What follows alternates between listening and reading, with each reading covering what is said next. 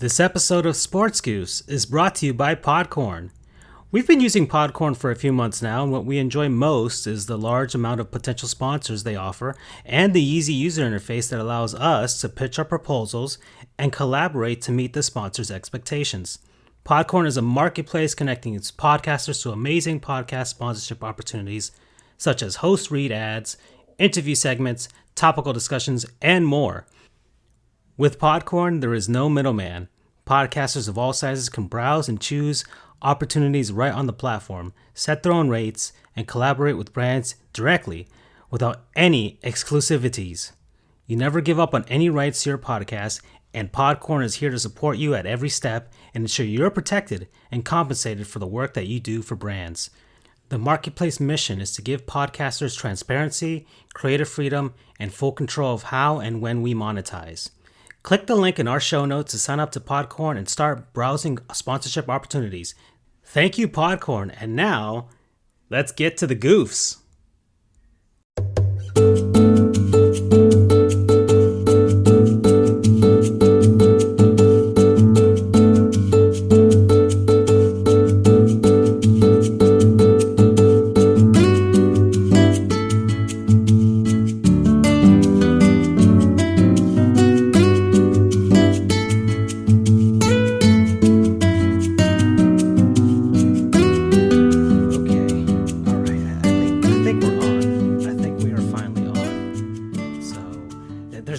There's no nothing because technical difficulties abound here at Sports Goofs, here at the bottom of the sports media abyss. But that's what we're known for. What's up, everybody? we are on Sports Goofs number 95. We hit a lot of snag, which is why we're delayed tonight for the live show.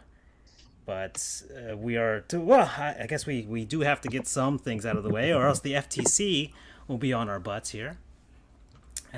We are sponsored. We do not want that. Yeah, this episode is actually sponsored. We're actually getting money for this. Well, we get money but we're getting slightly more money for this episode than we normally do. So we want to thank our sponsors at Podcorn, as you see on the top left corner if you're watching it at the moment. So check them out in the description when I put this on the podcast version. So thank you to Podcorn, and thank you for the tiny amount of money that we're getting. But regardless, we'll take anything at this point. Right? Well, actually, not anything. As Andrew was telling our special guest, who will be here in a moment, that we did deny a sponsorship because... what was it, Andrew? They were what? Sketchy. Ah, there we go. That's the word. Very sketchy. And I looked them up, and yep, the sketch was definitely high on this sponsor. As you all know, I am the moral arbiter of this show. Yeah. He keeps us from getting into huge mountains of cocaine. So that's. Mm-hmm. That's I would have sold out in a heartbeat. All right. If Mickey Callaway was on the show, he wouldn't be known as Dick Pick Mick. So. Well, ooh, that's the new one. That's an early preview to Gottlieb's Goons, huh? Oh yeah. Well, we did an NHL centric episode a few episodes ago. So this time, we're doing an NBA-centric episode, hence the NBA in the background. Dear Lord, John Stockton's on the screen here. Oh, this game is very old. And we do have a special guest that Andrew has once again wrangled in, hog-tied, and brought into the deep abyss of Sports Goofs. It sounds like it's against his own will, but I assure you it's not. It is not. At least he gives the indication that it's not against his will. Stockholm syndrome. All right. Sports Goofs syndrome? Yeah. Well, with this, we are the unofficial, unpaid internship of podcast sports media as well. That is very true. And that's also another preview to Gottlieb's Goons in the future. So, well, Andrew, introduce our guest, please. Is he here? I think it yes. Did. Yeah, there it is. There All You right. can tell by his angelic voice. I could. So, ladies and gentlemen, once again, joining us for our second or third? Third. This would be number 3. Third, yeah. We had him once alone, and then we had him for the college football extravaganza. And so now this makes episode 3, which I believe makes him sets him alone as our most guested person. He's like the most tenured guest. He's like Exactly. the Steve Martin of Sports Goose. I'll take it. Yeah. Wow. So, ladies and gentlemen, Brendan Rourke, is the terminology contributing writer? Yeah, contributor is fine, but yes. Contributor for Pacers.com. His team is off tonight, so he was kind enough to join us to discuss his Pacers, the Francisco and Charles Heat. I guess my Magic, even though I don't know what the hell is going on with them. And other 2017's teams in the National Basketball Association. Yes. Ladies and gentlemen, once again, Brendan Rourke. Yay! Woo-hoo. Hello. Thank you for having me on again. I really appreciate it. It's always fun. I've labeled this episode a gondola ride down the NBA river. I don't know why I went with the gondola theme, and I think it was partially because Charles reminded me of that scene in Willy Wonka when they get on the boat and all the trippy stuff starts happening. So, and if you look on YouTube, there's a lot of really awful stuff that happens. And that's basically what's going to happen during this review of the NBA. But I have prepared, because last episode I literally woke up and did the show, and Charles had to carry us the entire way. And then Which is scary if I have to do it. And then we just talked about Nintendo the second half of the show. Because I was wholly unprepared after. I guess I was gassed from the NHL episode. So let's jump into it. Let's go. Let's move forward. I have, for the most part, actually I didn't really look at the top teams in the NBA, but let's go into the Eastern Conference because that's where all of our teams are situated, and we're gonna start from the bottom and reach our way up to the top. And let's go. The Detroit Pistons, everybody. Yay! Give me my crippled ginger baby. They participate in the NBA for sure. Oh, yes. the Detroit Pistons, everybody. Home, Little Caesars Arena. Get those $5 pizzas. That might be the only thing that's good about Little Caesars Arena, I guess. I don't know if they even let fans in. That I would assume that's a delicacy that they're offering. But yeah, the Pistons are not a very good team. They're 9-25, the worst team in the NBA. Well, actually, no, they're the second worst team in the NBA at the moment. Oh man, look at these. I pulled up numbers, people. I researched. Their tank is most formidable for sure. The only other team that is going up against them are the Minnesota Timberwolves, and that's on the other side when we get to the Western Conference in the second half. But yeah, they're let's see. I had on my notes. The only thing they are good at is they have a semi-decent defense, but they are 26th in scoring.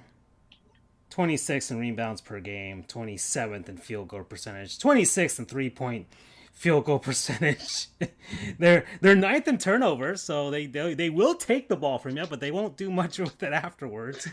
And they're 15th, which is why I said semi-decent defense at points per game allowed at 112.1, but they only score 107.5 per game. So they will be losing a lot, and that's what they have been doing. So that's the Detroit Pistons, and the only notable player that I have been looking at is Jeremy Grant. He's at 23.4 points per game. He's got 36 blocks so far on the season. So what about my crippled ginger baby? Well, he's like Griffin. I he's not gonna be. He's not long for Detroit. Come on now. Well, we know that. So come on over. Give me a massive reduction in that salary. I mean, Jeremy Taché, another one of our people that has been on before, has that same love sensation that maybe if Blake just swung over to Miami on a very reduced contract, because God knows we can't afford him, maybe he would learn to care. And I know the expectation is that he wants starter minutes. Well, I don't have love for Kelly Olynyk, so let me have Olynyk on the bench, or you can put in Precious, but we'll talk about that when we get there. Get rid of the Blake baby. You already got rid of Derrick Rose, who I also wanted to New York. You don't love him, Francisco? He doesn't make you think about the possibilities. He's that ex in high school. They got their stuff straight. They weren't sniffing glue anymore. I will he be able to make it there though? That's the thing. He's made of glass, all right. He's like your boy Giancarlo Stanton and Aaron Judge. So, but I don't know. What do you think, Brendan? What do you think about the pit?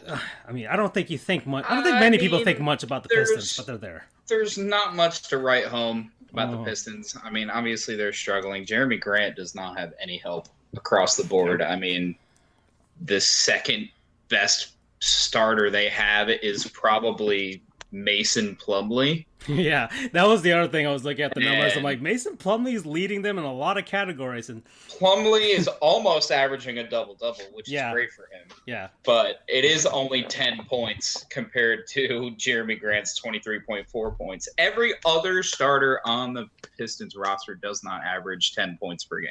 Nope. The Pistons have beaten some teams wildly.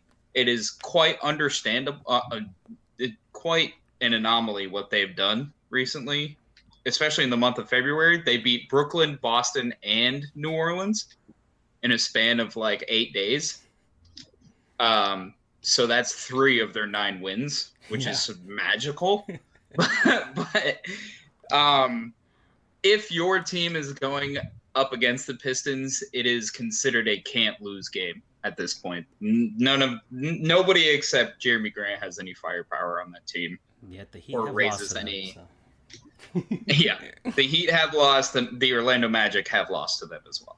Oof. Yeah. All right. So yeah, that's about it. Let's move on. Enough for Detroit. They're like the Ottawa Senators. Just enough. Let's move on. Funny enough, the Senators also had like a for them a massive winning streak where like they won 3 games in a row against like Toronto and Montreal, whatever. I'm like, oh, okay, they did the same thing. It's like, okay, now they're done. They're done. They're about to reach double digits. So, and the same thing for the Pistons. They'll get that one and be like, we got 10. Okay. No one wants to be the Charlotte Bobcats. Yeah, well, they got 7 that one year. Yeah, something like that. Next, the Cleveland Cavaliers. They are 14-21. They're not bueno either. Are we skipping the Magic? Oh well, yeah. Well, I wrote this off. Don't worry, we'll get to Orlando next. Okay. Because I wrote this yesterday, and of course, games did happen. So now, gotcha. No worries. Schedules of it, but they're 14-21. Another bridge year for a rebuilding team. They're bad, but they've had a few bright spots this season. A few games there. They're 4-0 against the 76ers, which goes to Charles's argument that they're frauds, and the Brooklyn Nets as well. So they're 4-0 against those teams, and they're 3-0 in overtime. And they are on a hot streak entering the break. So, yay, Cleveland! They are. Yeah, they're doing all right. Actually, they have one more game, and it is against the Indiana Pacers. Well, okay, all right. And so I have actually done a lot of studying on the Cavaliers as of late. They're a notable player that I've checked out, Andre Drummond, 13.5 rebounds per game, 40 steals, 18 double-doubles at the moment. Drummond is actually being sidelined because, and this is a big controversy in the NBA, but the team is sitting Drummond for the potential of a trade. They don't want him to get hurt or anything, and it goes into the argument. Well, James Harden did this while asking for a trade, and then he eventually got to Brooklyn, but he was still able to play. And the Cavaliers organization has opted to sit Drummond until he is either traded or they work out another deal. But it works both ways. You sit the man, you trade him off, and you help your tank. So that's the whole thing. I applaud a team that knows how to tank correctly. And this is the way that you tank correctly. Look, there's some formidable tanks in Detroit and Minnesota. If the Cavs are gonna do anything to go up against them, yeah, sit your best player and and take those losses. This win streak is ruining things for them. What's going on? Come on. But the thing is, they have some potential because Colin Sexton, this is his third year now. He's really kind of shot up. And I remember his rookie season. It was just, it was a typical, wannabe shooter coming from college, but he's kind of refined that technique. I mean, getting 23.9 points a game for the season average is impressive. Darius Garland's still having some time to adjust, but it's more or less about JD Bickerstaff, he's the coach now. I'm glad that he's had that opportunity to kind of develop, if memory serves me right, because you look at what they were doing with Boeheim last year, and he was kind of old man River, kind of retiring midseason, not liking the whole play into it. But Bickerstaff was the interim coach for the Rockets when they fired Kevin McHale, and I always feel like he should have had that opportunity coming into it. So there's some pieces to in place. We all know the reason why they're letting out Drummond also is because they got Jared Allen, I believe, from the three-way Brooklyn trade. So Jared Allen is a fine investment, and he has more of an offensive skill set because Drummond's kind of a callback. I feel like that's been the theme of what I've said in our prior conversation, but he'll take shots. My friend's a Pistons fan, so he suffered through the Andre Drummond saga, and you'll just see Drummond put up shots that he should just be a putback guy or trying to get that lob coming into it, but he's trying to take up these contested twos near the rim, and it's just missing everything, nowhere near close to it. So he'll get traded. I want to see people get traded who clearly are not in the plans, and I don't think when you can expedite a trade when it's clearly written on the wall, we have no intention for you, and you really don't want to be there with us, and you still have your contract money. It's a contract that's not going to be renegotiated. It's not going to be maybe the easiest move, but you just got to get them because it's bad publicity. And also it makes you kind of wonder, is it kind of a little bit of an indentured servitude going on here or not? Or you just let the guy play ball? There's a lot of issues that come into it. But Cleveland, at least they might be able to have a better second half. Doesn't mean that they'll get playoffs, but they might get into that 8, 9, 10 range to consider. Yeah, they definitely could get into that 8, 9, 10 range and compete in they're having that mini tournament again, right? Yes. Yeah. So the 8, 9, 10 or whatever. 7 through 10 are the play-in teams. Yeah. And the two stats that actually stuck out right now is what you've talked about, Sexton, where Sexton actually has scored 20 points in 9 straight games right now. And Jared Allen has recorded a double-double in, I believe, 9 straight games as well. And now they have to play the Pacers, who are on a losing skid. Mm-hmm. So they could pick up. I mean, they could easily pick up this win. They'll be riding a 5-game winning streak if they beat the Pacers heading into the second half of the season. So it's a matter of both sides. Do you go with the whims of the tank, get seduced by the tank, or do you see like it'd be nice if these guys competed for something at least, and they can get the experience and learn? So there's the other side of the argument there. So they've been screwed by the lottery before, so don't think tank's going to work because Anthony Bennett comes to mind, right? Yeah. So I don't know. What do you want to be as a team?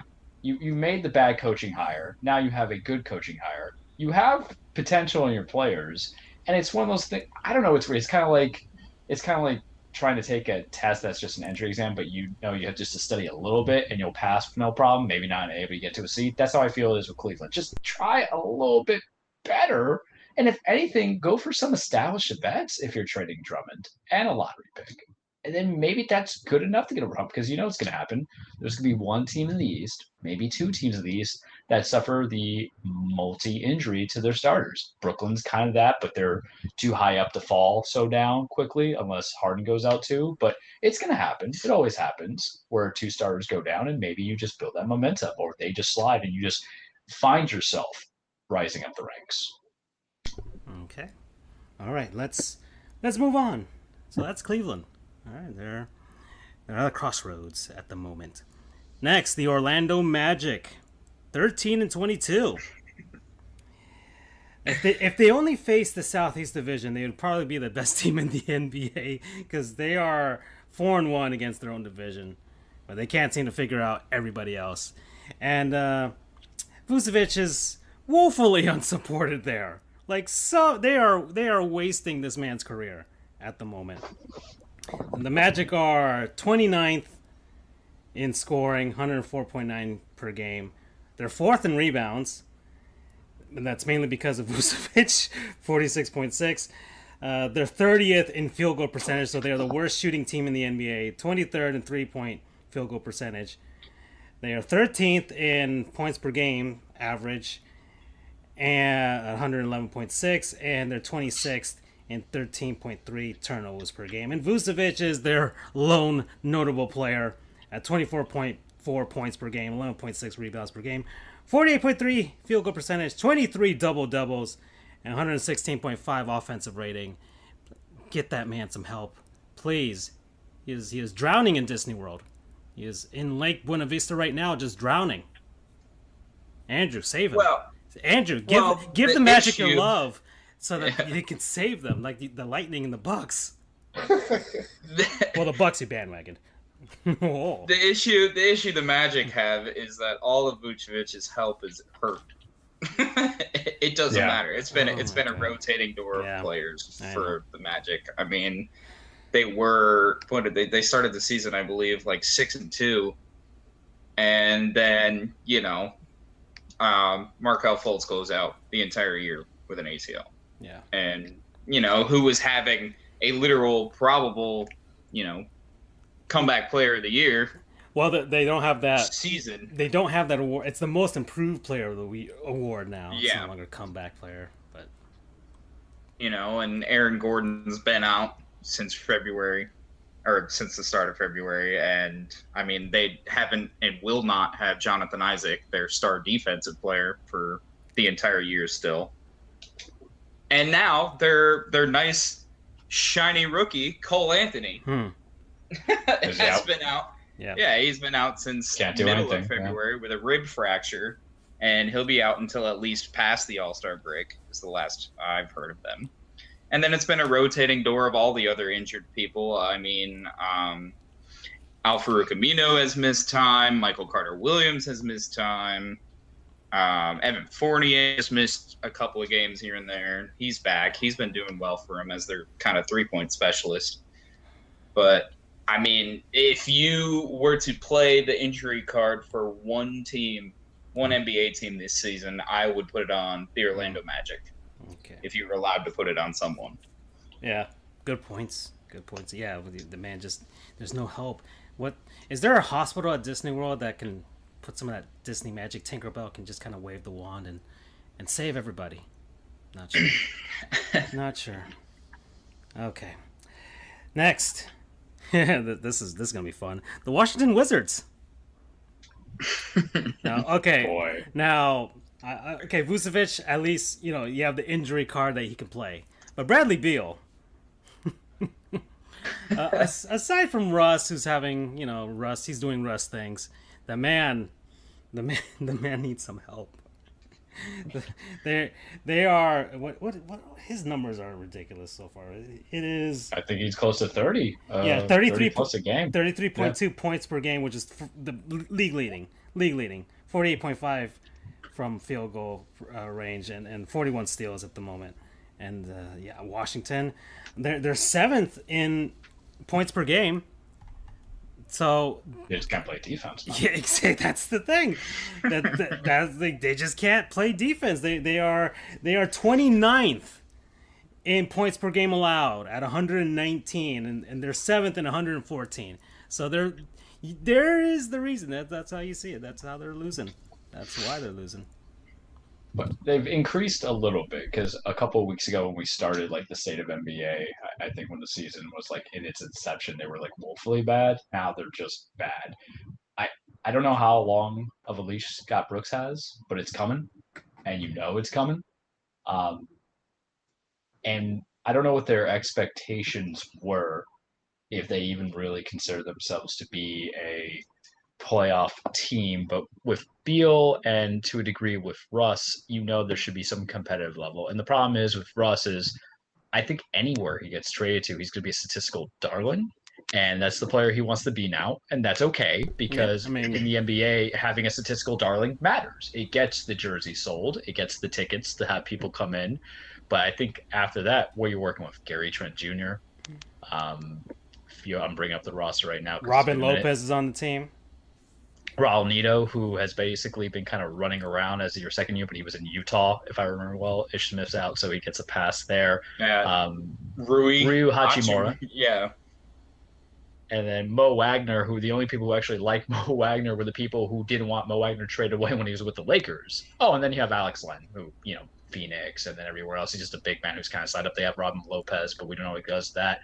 But they're just kind of like one of those interesting teams, because I think I just like Bradley Beal too much now, and it's sad, but it's a little bit of albatross contract, whereas in comparison, you're seeing in Houston, and they're sucking for different reasons, but it's kind of like, couldn't you just kept the band together with Wall and him anyway? I mean, Russ's triple-doubles are great, but stats speaking, but I don't know how much longer their coach has, and I'm very interested, but I just feel bad for Beal. Yeah, I mean, I'm just going to piggyback off that. It's tough seeing Beal put in all this work. And then you have Russell Westbrook, who is getting 20 points per game, but you got to look at his, field goal percentage and three-point percentage especially. I mean, he's not exactly your three-point specialist, but he is averaging 3.5 three-point attempts per game, but he's only shooting 27.5% from beyond the arc. And I mean, he's averaging 42% from the field in general, while Beal is averaging nearly 50%. So he's not, he's not blowing up the stats and helping Beal as he should. And I mean, he does lead in rebounds and assists for the team, but you need more. You need more. That's it. Yeah. So, fair question I want to ask you, and this will be my last thought on Washington. And it's really unprecedented to have a team that is probably not going to make the playoffs, but you have one player really elevating for every single win. There has not been a Washington victory that has not had Beal really in play. Can we just get rid of this whole concept that you don't have to be on a great winning team for the possibility of being MVP? Because he's that guy who's kind of showing that for consideration. This team might be under 500, and he should still be in, I would say, the top 5 of the voting. I don't know if he's 1-2, especially how much leeway do you want to give KD and LeBron. I think KD may lose some points because of the fact that he's going to be out so long for the season. But I think you kind of give Beal a little bit of consideration. I know Harden's probably going to be everybody's top at the end of it, because he's going to come close to a triple-double and in a different manner. But you got to give Beal some love. And if he has any contract accelerators, because he's just doing so fantastic, let him get them contract accelerators too. And yeah, that goes back to my old adage of the entire MVP conversation for any sport. He is literally the Wizards' most valuable human being. It's like, without the Wizards, without Beal, nobody's watching the Wizards. Maybe a few Russell Westbrook fans stick around, but you can't put Westbrook as first fiddle and expect the output you want. So Beal is that most valuable player for a team, kind of like Russell Wilson in the NFL. But anyway, that's a different topic. Yeah. Okay. So next, the Atlanta Hawks, 14-20. They exist. They exist at the plane of mediocrity. That's what I got for them. They're scoring 113 points per 100 possessions, while they have allowed 112.9 points per 100 possessions. So that's not really the best spot that you want to be in. They're 14th in the league in scoring, 21st in points allowed, 8th in rebounds, 21st in field goal percentage, 19th in three-point field goal percentage. And You have Trey. That's one player, but I highlighted Clint Capella this time. Clint Capella's playing great, man. Yeah, 14.1 Yeah, he is. 14.1 rebounds per game. That leads the NBA. 59.2 field goal percentage. He's got 70 blocks. That's third in the NBA. He's had himself a good year out in Atlanta. I mean, he was great in Houston, but the reason why they traded him is because D'Antonio wanted that small ball kind of look like super small ball. And you do that. Capella was always kind of a special guy. He was Howard's heir apparent. He was already in play as a rookie, I think, in the second year that Howard was there in Houston. And I feel like the Charles Stradamus effect came in because about 2 weeks ago, Brendan, I crap talked the Atlanta Hawks because I think my conversation with Francisco was, what the hell's going on? Because they, on paper, between them, between Trey, Capella, and God, I forget his other name. Their forward. They have John Collins. John Collins. Thank you, Collins. That should be just so much better. Than they just recently fired Lloyd Pierce. I think he was the second coach firing this year because the first one was Ryan Saunders, which was appropriate to fire that because he just wasn't ready. He was coaching like a G League. And I know there was injuries and stuff like that, but only some people get the injury excuse as a coach. But I think they want Nate McMillan from the reports I've been reading, and their whole thing is about the loyalty concept. I think Nate McMillan be this might be his last hurrah because I don't see anybody really want to give him that opportunity, I would feel, because you've had not one but multiple attempts to make your name in it, and it hasn't resulted in anything that you wanted. But you want to kind of consider too, because that's a good core. I mean, Trey is always offensively good, but he isn't good defensively, and that was kind of his not coming out of Oklahoma when he was a college player. And sometimes you wonder, but it's just such a good core of what they could be maybe 2 years from now if they get the right people. And that's for any team, I think, when we say about a young team, but there's valid reasons why we say these things. So Atlanta, maybe they come around, I don't know, but they're an interesting team for me to watch and observe. Yeah, they're definitely going to be interesting, especially with Nate McMillan, because, I mean, Capella's going to be the factor after that point. Trae Young's going to get his points. That's Trae Young. But McMillan, after covering him with the Pacers last year, McMillan's going to run your old style, run the play through the center down low type of offense, and it's going to be interesting to see if Capella can handle. I mean, he's already handling pretty well, but it's going to be interesting to see if Capella can handle McMillan's offense in the second half of the season, because he's going to have a lot of responsibility. Okay. All right. Well, that's Atlanta. So let's move on. Chicago, 15-18. They are also they're just sneaking in there on the 10th seed with the play-in round, I guess, if the season ended today. They've got pieces, but they are a young team and they don't know how to play defense.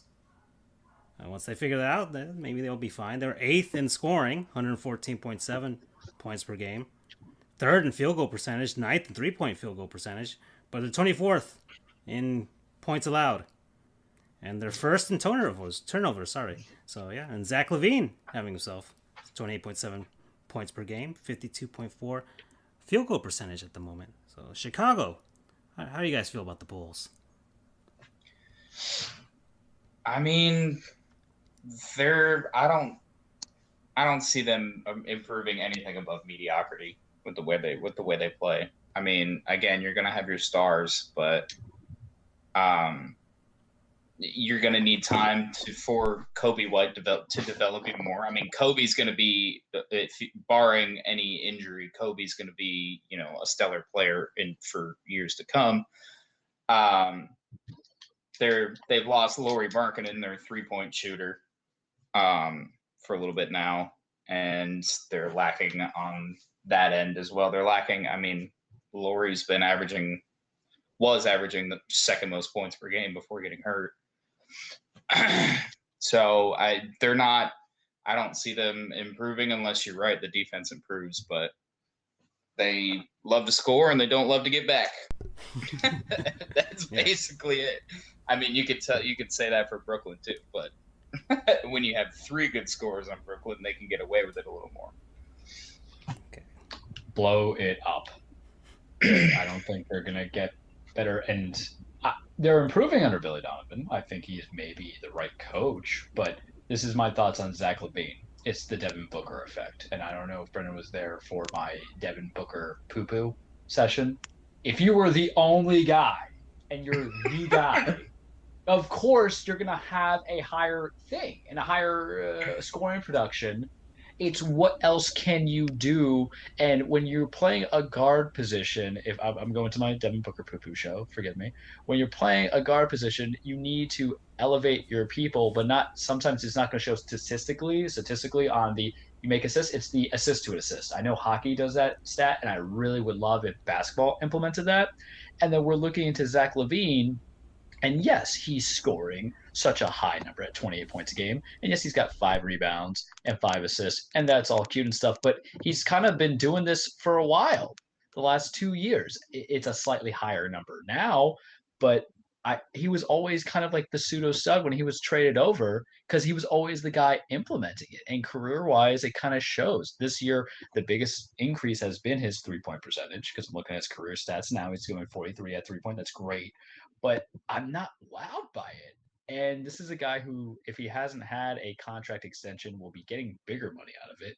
But what are we going to settle for? And you mentioned mediocrity. I just see it. I don't think he's a mediocre player, but he's just the player because Larry Makinen, who's probably not going to get extended out because this is his second injury-filled year, if I remember correctly. Mm-hmm. And then you have to give time for Kobe, and then everything else falls. Okay, for anybody who's listening and trying to conceptualize basketball, or to Andrew, the reason why bad teams are bad is because you don't have the right team built up. It's plain and simple math. So Thomas Satoransky, who was basically a backup to the Wizards last year when Wall went down, I think the year prior.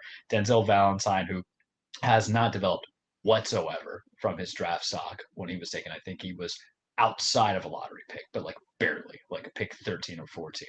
Garrett Temple, who's kind of been bounced around a lot in the East. And then dudes I don't even know, like Adam Mokoka. I don't know who that is. I think Kokomo, and I just had the song kicking in my head. And now it's going to be Cypher. I know who Ryan Arciano is. Is it the right team? Sure. But what do we know about the Bulls? They have history of also not just inconsistent management, but they're also kind of cheap. And so if you're cheap, you're not going to really, and of course this ad plays as I'm trying to look at just comparison LaVine to leave it at that. He was doing all this great stuff last year. He's at 52%, but 2019, 2020, 45% field goal. The year prior, 46% field goal. He was 28 points this year, 25 the prior, 23 the year before that. It's there, but nothing's moving. And yes, I understand too that you can say that Charles, you had mentioned it, there's not a lot of talent coming into it, but you have better coaching. I think Billy Donovan is an excellent coach now. And they have not put into it. And maybe Making comes in and then he starts making more threes. But LaVine, he just, I don't know, man. Am I just petty? Am I stupid? Please tell me. I think I am sometimes. I will eat that humble pie when it comes to Phoenix, Francisco, I promise you. But LaVine gives me the Devin Booker effect. I'm like, yeah, you're supposed to be this great. But are you that game changer? He's going to need help, and it's going to come from Kobe White. But Kobe needs another year. In my shorthanded opinion. They do have, and I'll shout out because the Pacers love this man, they do have bench god Thad Young. I have seen so many tweets and replies. Same with Lance Stevenson, but I think that boat has sailed.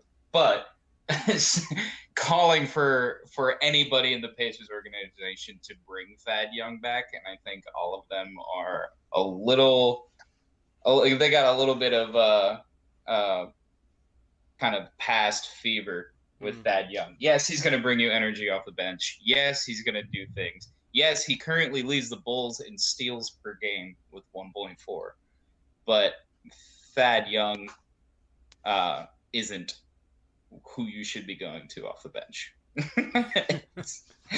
I mean, isn't that was his basically the beginnings of his career? He was kind of like overpaid to different ones, and he's also a little bit of a scorer. But it reminds me of what's the other guy who was kind of like a forward but also played a point guard coming into it.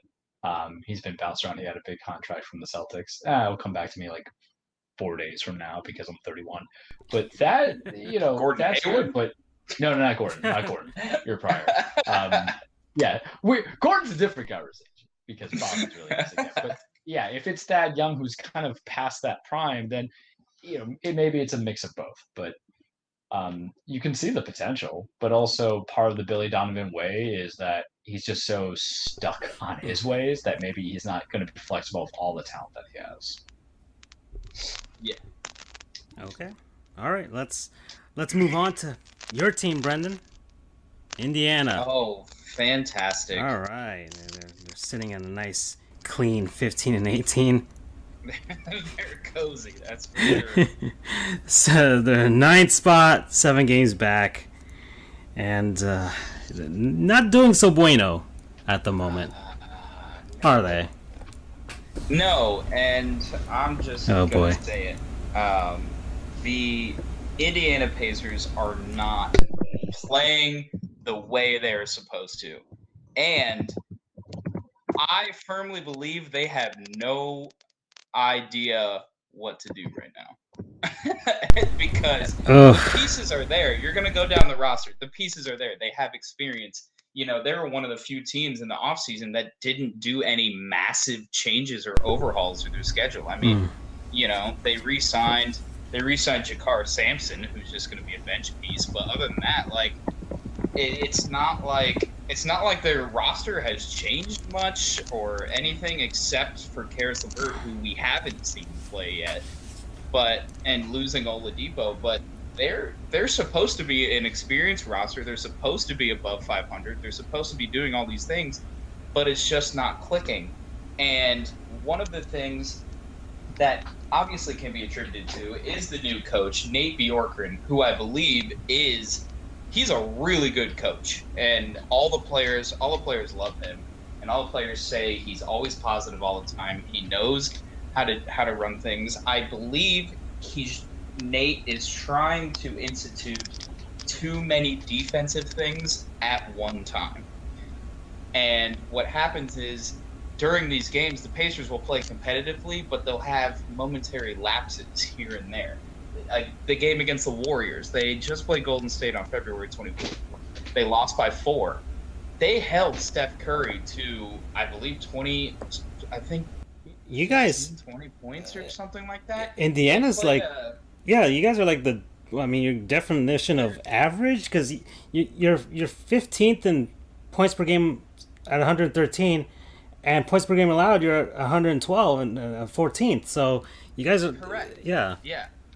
But the issue is they'll have these momentary lapses during games, and I'll see it, and I'm like, this isn't going to end well, because what happens is Nate Bjorkgren, who's again a fantastic coach, he'll do these odd defenses against, say, I picked the Warriors because of Steph Curry. He'll double Steph Curry at the top, and Steph Curry will not score the entire game. But what happens is Steph, and any star in the NBA, is an apt passer, and he'll find the weak side center for an easy bucket because Miles Turner can't rotate in time, or Domantas Sabonis can't rotate in time. It's not just one person. And Miles Turner, elite shot blocker. No one's going to take that against him. But what Turner has yet to do is establish a way to not throw himself out of defensive position while shot blocking. If he misses, the player's going to score. That's because he's out of position, and he's aiming so much for that shot block.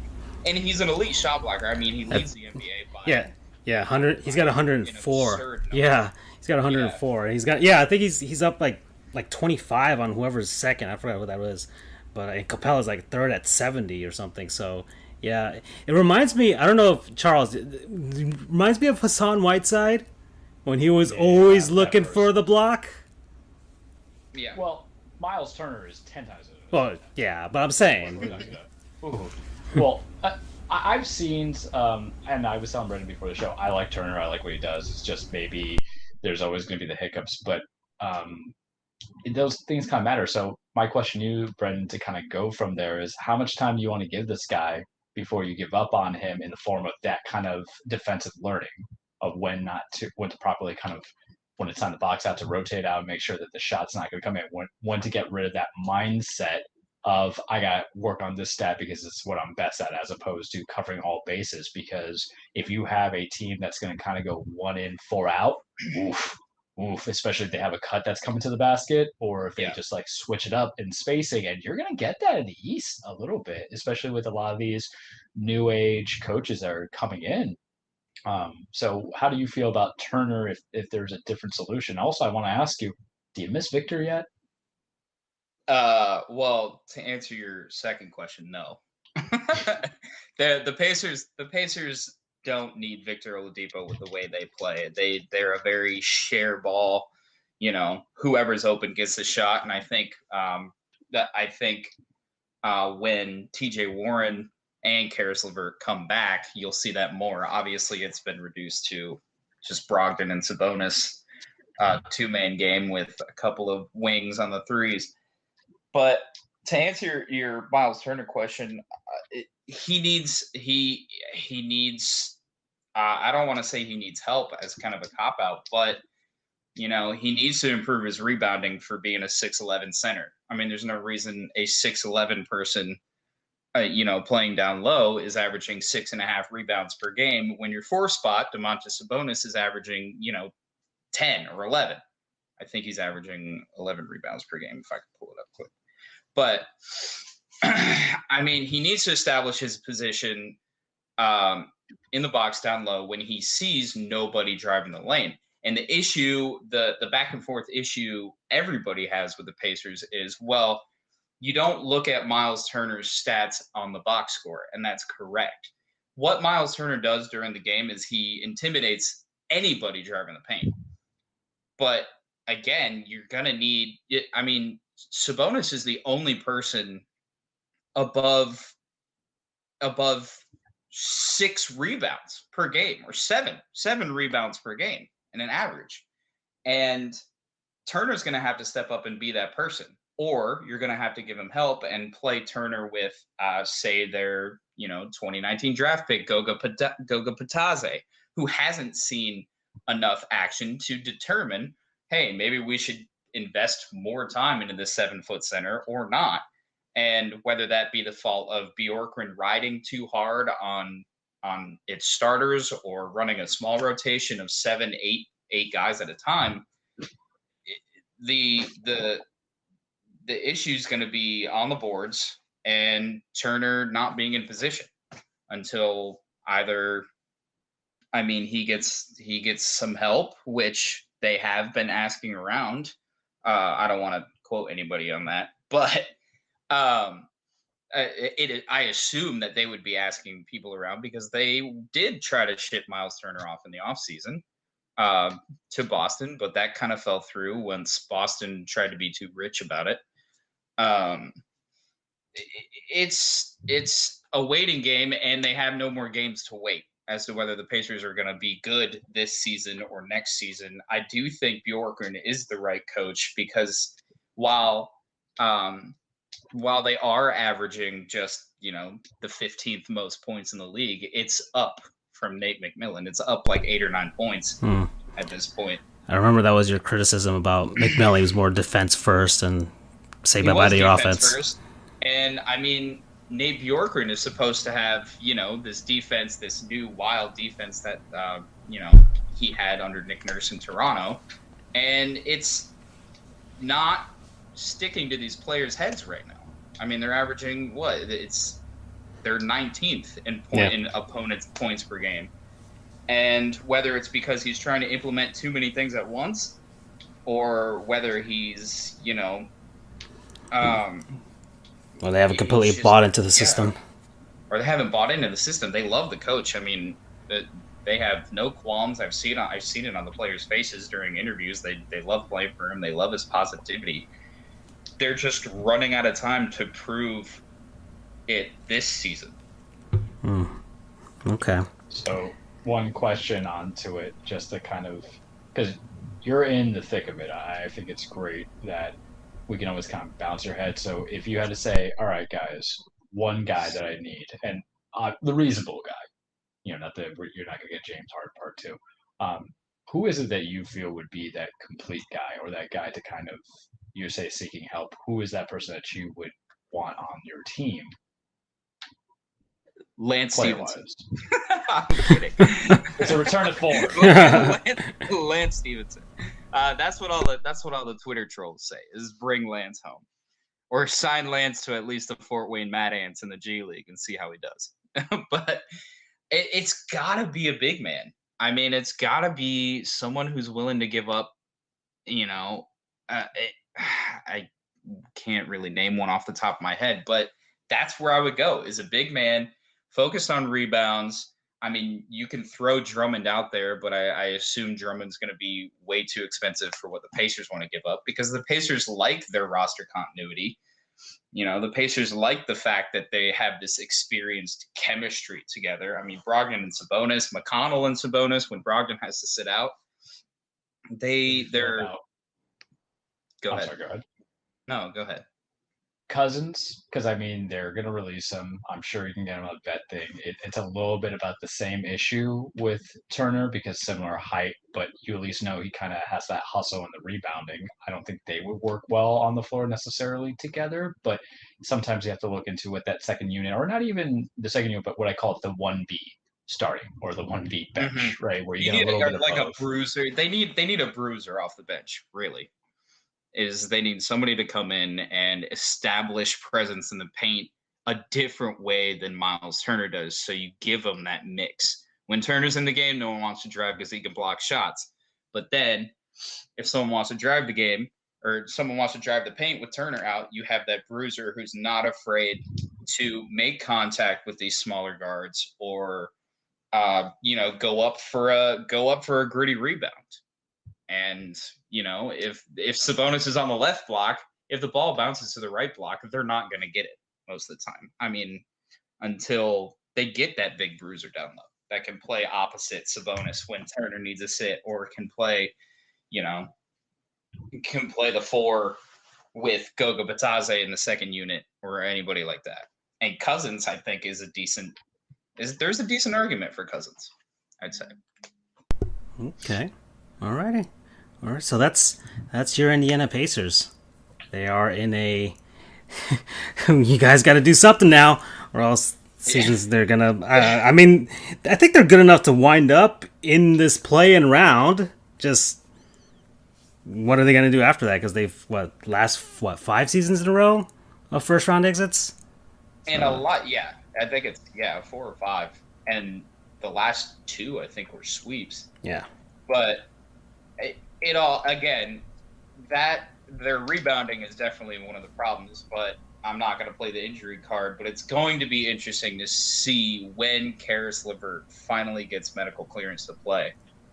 TJ Warren maybe still a ways out, but Karis LeVert seems like the next person to come off the injury list, and he's going to add immediate depth to the 3 spot for them, and the 2 spot, really.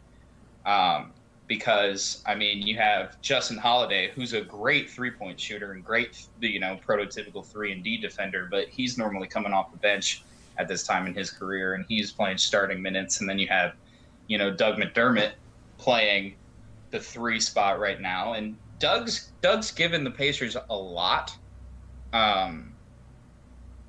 They just need another shooter like Karis to help. And it'll be really interesting to see if this team takes off once Karis gets on the court. He's been with the team. He's been practicing.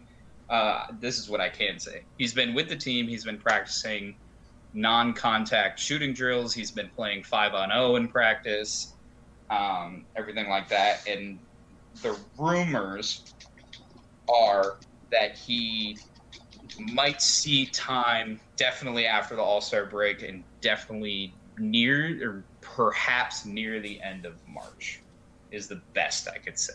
Okay. It would be my guesstimation. And there's still plenty of season left. So, okay. All right, let's Andrew, are you still alive back there? I just want to get a gauge. I don't know if he's back there. I think we killed him. Taking a very nice nap. Yeah, I'm still here, believe it or not. Okay, all right. Yeah, we're taking a while. We were able to go out. We might just do the Eastern Conference this episode, and then And then because Andrew, you haven't been on the show for the last, 3 episodes? I believe. Almost 4? Yeah. Something like that. Yeah, and you haven't gone on your Magnificent World Tour just yet. So you came in today and got us Brendan.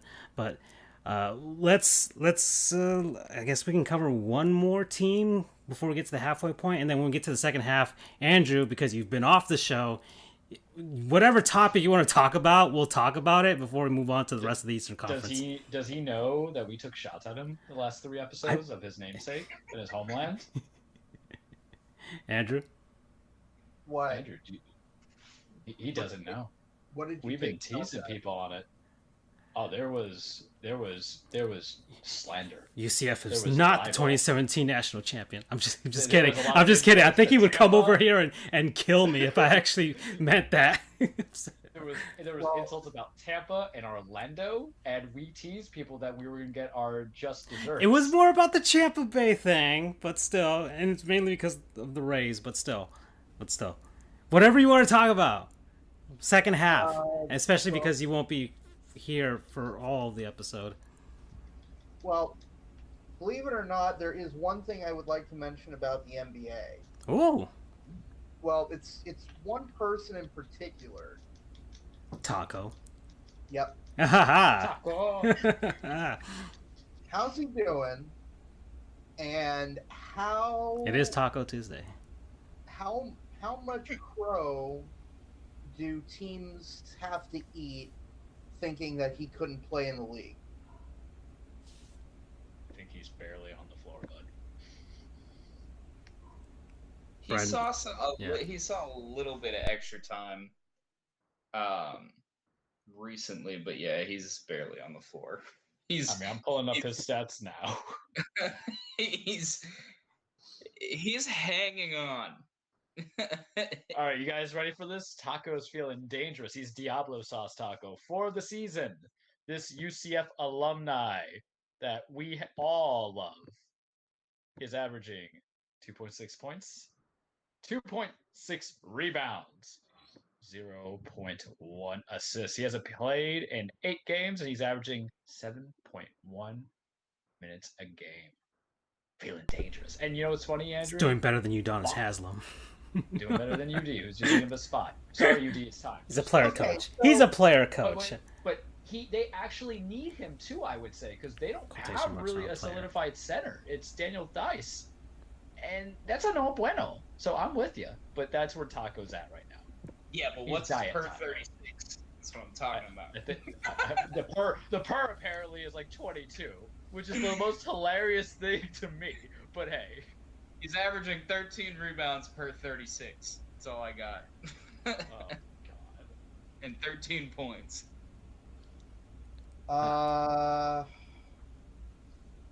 Sorry, Andrew. Any other topics? I honestly can't think of anything. No, I mean, for the second half, you can take this time now to think of something. I know, I mean, UCF has had major things happening. You haven't had a UCF Gush session in 3 weeks, so, and you got a fellow alumnus with us as well, so you guys can gush for, 10, 15 minutes.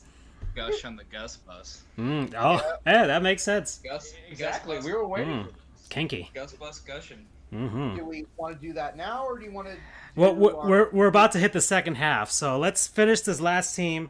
Or we're about to finish the halfway point, whatever. The Charlotte Hornets. Let's go, and then we'll move on later on. But yeah, Charlotte Hornets, everybody. 16-18. Gordon Hayward, good pickup. Boston's kicking themselves right now. And LaMelo, Roy, possibly? Question mark? Is he the Roy? It's either that or Anthony Edwards, but no one watches Minnesota. And the fact that you're going to have... you got to think of it logistically. One team is probably going to finish with 15 wins of the season. One team could be contending in the playoffs. And part of it is really more the play of LaMelo. So I think it's really just simple and, right there. Okay. Doors shut. All right, well, okay. Scary Terry's contract is terrible. Or the style of play that he has, plain and simple. I think we could say that 2 years into it. it's one of those weird teams where I say, do they miss Frank Kaminsky? Because it feels like they do, and he wasn't doing anything when he was there. But it's another thing. If Baragio gets another year, and they go. Let's see. They've got 112.1 points per game, 18th, 46.3 field goal percentage, and they are, what are they? They are 8th for 3-point range, 38.1%. They're definitely a 3-ball team. For real. Yeah, LaMelo's got 7 double-doubles, leads the team in assists, and he's got 51 steals. He needs to clean up his turnovers, but other than that, he's been doing pretty well. Mm-hmm. So Charlotte Hornets, they are there. They exist. That's when you get around here, it's like, yeah, they exist. We get to these teams, so they exist until we get to like Toronto and Boston and Miami, and once we get there. But yeah, feels like Horton hears a Who when they're singing "We are here, we are here." That's basically the Charlotte Hornets. Oh boy. Yeah, they're another team that'll play in the East, but never win unless something. Yeah, more fuel to the argument that the NBA needs to do away with conferences and just go straight up 1 through 16. Or you can always stop this whole super team stuff. Just saying. Yeah. That's good. That's a nice happy note to move on to the halfway point of the show. So, guys, and Brendan knows what that means. Ooh. It is a word from our non-sponsors, people, places, things, concepts, what have you, that we've been enjoying over the last week, and I guess Andrew over the last 3 weeks. I don't think he's been enjoying much because of a certain exam that we all hate, and we hope will die in a fiery crash if it was sentient. But yeah, well, who wants to start? I mean, I could start if you guys want. I think it's got to be Andrew. Andrew, do you have something? Or tones. You ready? We've had a cover for him. I'm ready for it. If not, I can go first. You can. I'll go first. Okay. This will make sense once you hear me talk about it, but my non-sponsor is me. Okay. All right. Where's which was funny because I'll look up your Twitter page then on the screen for people watching.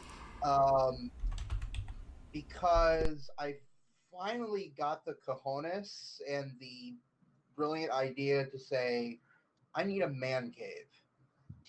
Oh, I thought you were gonna say you were gonna get some Manscaped when they haven't sponsored us yet. But but you showed us the first installment in your man cave. Yeah, my setup used to be out in the living room, the common area, so I rarely ever got to play games because I didn't want to interrupt anybody. But thanks to some developments, everything in the house got moved around, and I basically said, screw it. While this is all happening, I'm going to move everything into my room. So now I've got my Xbox, my 360, my PS4 in here. An Amazon Fire Stick is coming tomorrow. You gotta get a gaming chair, dye your hair pink. Hey, Start streaming a lot more. Whoa. On your PS4. It'll probably be a teal blue instead of pink. Yes. Call your Rainbow keyboards. Yeah. Controllers. Yep, exactly. Whole nine. Rainbow LEDs in the background. Oh yeah. It's a different look. And then, by the way, Ratchet and Clank is free, everybody, until the end of March on the PlayStation Store. If you guys want to get it. I'll take a look. So yeah, that's it. I guess that was the biggest change in my life, other than getting this damn exam done. Okay, yeah, and you're planning your Awesome World Tour at the moment. I know that. That is true. I'll be visiting my beloved Central Florida very shortly, and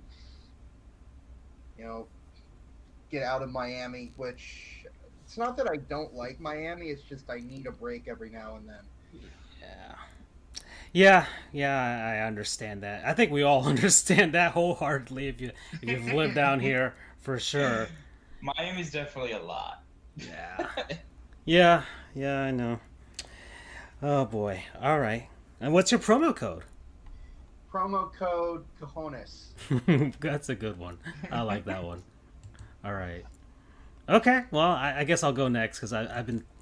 This one has been building for a whole month already. I think Charles and well, I think anybody who's been listening to the show for the last month knows where I'm going with this. Metal Gear Solid 5. I completed it last night. Finally, got the last cutscene, got to the final end credits, and finally. Did you do it like I told you to do it? What do you mean, like you told me to do it? I didn't get an S rank for everything. I didn't do any of that. No, second to last mission, last, and then last mission, second. Yeah, because they're all repeats for the most part. I just clicked whatever was yellow and was like, these are repeats. I'm like, okay, that's where, gosh darn it, Konami and Kojima and that freaking, they could have. It's the biggest. I think it's one of the bigger what ifs in gaming. What if they had just left him alone and let him complete the game the way it was intended? And there's online you can find a freaking a cutscene that wasn't in the game was like the last mission that was supposed to be, but it, oh well. But whatever. Metal Gear Solid 5, very very good video game. 106, I think, hours I went into it. 66% completion, so I played most of the game. I'm probably not going to go back anytime soon to finish whatever's left. But it is a very complete game. It's only $20 right now, but I got it on sale for like $7 on Steam. It's like on sale every other month, so at some point, whatever thing you use, GOG or IndieGala or Steam, whatever, you'll see it for like $7-8, and he's like, just get it. It's 100+ hours. You're gonna have a fun time. You're gonna have a good time. There was a point where I was kind of like a zombie, or kind of like the Vocaloid parasited people. Just kind of, I just kept playing. I wasn't even thinking anymore. I just kept playing. It wasn't because I was bored. I was just like, this game just compels me to keep playing, and it is a good one. I love the freedom that they give you with all the options and how to complete missions and things like that. Some missions you can at some point I was like, yeah, I'm just gonna sneak and not kill anybody, and then when I was tired at some point I was like, I'm just gonna kill everybody I see in sight. I'm just gonna blast them with a rocket launcher. I don't care about the S rank. And it allows you to do all that stuff. You can do silly stuff too. There's some, if you look on YouTube, some people who are elite level players, and they can do some weird things, and it's pretty cool. I love it. And yeah, it is a good one. I'm glad I experienced it. I'm finished with it. It is definitely a very very very good video game, and I highly recommend it to anybody for your PS4, your Xbox One, or your PC. Go and get it. Have fun. A promo code Big Boss. Big Boss. Yeah, kept you waiting, huh? Okay. All right. Who's next? Well, I'll go. We'll leave Brendan for last because he's our angel and we love him. To kind of go with the gaming, we're just gonna kind of. It's a product, and it's more of the sensation of a new product. Think about it this way. So I have a PS4. I have many consoles, but PS4 is what I kind of put some, damage on. And I've had some controllers for a while. And as you know, you put some wear and tear onto them, especially with the analog sticks. And how I kind to alleviate and extend the lifespan of it is I use a little electronic contact cleaner, and it keeps it in there a little bit of longevity. But the two controllers I have 3 PlayStation controllers because I would always get them on Black Friday because they would be down to like $40, and then I just trade in some stuff and then get them for like 5 or 10 because I'm a hustler and I don't pay full price for nothing. If I had a child, I would ask the hospital, how can I get a reduced child or the fee of the child? Anything I can do to save money, that's my thing. Go to the thrift shop, right? But I don't like to buy pre-owned stuff when it's like a controller. It's weird. Someone touched it. Someone's nutsack was probably on it. I can't live with that. But both my controllers kind of went at the same time, and apparently, guys, there has been a shortage of PlayStation controllers because of the virus. And I didn't know that. There's a podcast I listen to, video games. Like, you can't find PlayStation, Xbox, even Wii controllers. You can't find them now. Gentlemen, my ignorance to the world of how now I need all cures, because I had to wait for some controllers. It was terrible. I went to GameStop. I'm like, all right, I'm trading this stuff in. Give it to me because I have this. I know I can get it for $10. And they're like, we don't have any. I just sold the last one. I'm like, what the hell do you mean you sold the last one? So they had to order one for me. They now charge a shipping fee when you trade in your old controller. So that's very sad because they hustle the hustler, and that hurt me. But I respect the game. I respect you. Side note on that. Then I went to Best Buy like that day because I had a gift card. So I'm like, all right, free controller. They had nothing except for the ugly ass green camo one. I'm like, I'm sorry. I don't wear those long ass jort jeans and then jorts and then have like I wear aviators, boys. I don't wear those silly ass sunglasses and have my hair spiked thinking about the days of Papa Roach and drinking what's a knock live wire, Mountain Dew. No. That's not me. Those who want that green camo, take your sister out for Valentine's Day. I don't need it. All right. And then I couldn't go to Walmart because I didn't have a gift card there. Cheap. But so at Best Buy, I ordered the gold controller, which was a replacement of what I had. But then at GameStop, fellas, I'm bougie. I like pretty shit. I'm just saying it like that. You get a third party. No, I didn't get a third party. Okay. Miss me with that, Francisco. Authentic, man. I was about to say. Authentic. No, I got, because it's about color coordination, I got the rose gold controller. Now, I love my gold controller that I have because, that's like Midas. It's always perfect, and I was fine with that. I didn't want to get black or the white one. And I definitely wasn't doing the green camo that says how much I love Papa Roach and Take It Back Sunday and all that. But I got the rose gold, fellas. The minute it came, I was so excited. I was like, I'm gonna take my lunch now because I'm working at home. I just pop it in, charge it. I have loved everything. It's sleek, it's beautiful. I feel like I can never wear a grill, but this is like the equivalent of my grill. I can wear the big chains, but that's it. If I had to get my Jesus pieces, this is my Jesus pieces. It's rose gold, but it's my rosebud. Anybody who's seen Citizen Kane knows how important it is. That would be my dying breath as I'm going at 75. Rose gold. The sensation of having a new controller when you've been just kind of like extending the lifespan of something that should have been dead, like a dying relationship or, grandma's old dog that's like 25. But nothing beats getting that new puppy. Nothing beats getting that big old new TV. And nothing beats getting that new controller. And I'm playing Diablo 3 right now, boys, as we're talking, because I needed a game that was mindless. And right now it's the gold one, but it's about to be low on battery, so guess who's going to get that love in the second half, guys? Rosebud. New PlayStation controllers, whatever your color is, except for that green camo. Promo code Bougie. Look how beautiful that is. Come on. Oh, there's the green camo. Oof. Yikes. Oh man. We love Sum 41. Okay. Go sit in your corner, Billy. Okay. All right. Next. Oh, it's me. Should I continue with the video game theme? I don't know. I could do a couple, I guess. Whatever you want. Shout out to calling things you hold on to for too long. That includes both of my Xbox controllers that have lost their left bumper, and I have to keep them with my finger. Yeah. Hold on, which the Xbox One or like 360 controllers? The Xbox One. Oh, okay. The original Xbox One controllers. From 2013. Yeah. The left bumper is off, and I have to keep it on with my finger. Playing games like Rocket League is fine. I just won't check the scores because that's all the left bumper is hooked up to. Playing games like Sea of Thieves, where you need the left bumper to check your inventory wheel, is not fun. But anyway, I guess my non-sponsor, speaking of video games, will be Sea of Thieves. Mm-hmm. It has given me serotonin over the past week.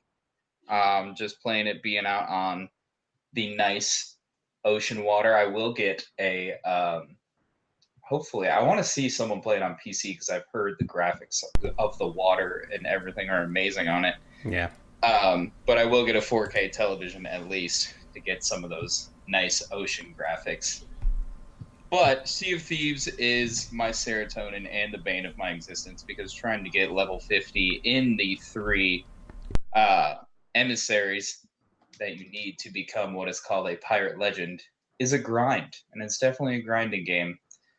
But as long as you don't see another ship, it's a nice fun game.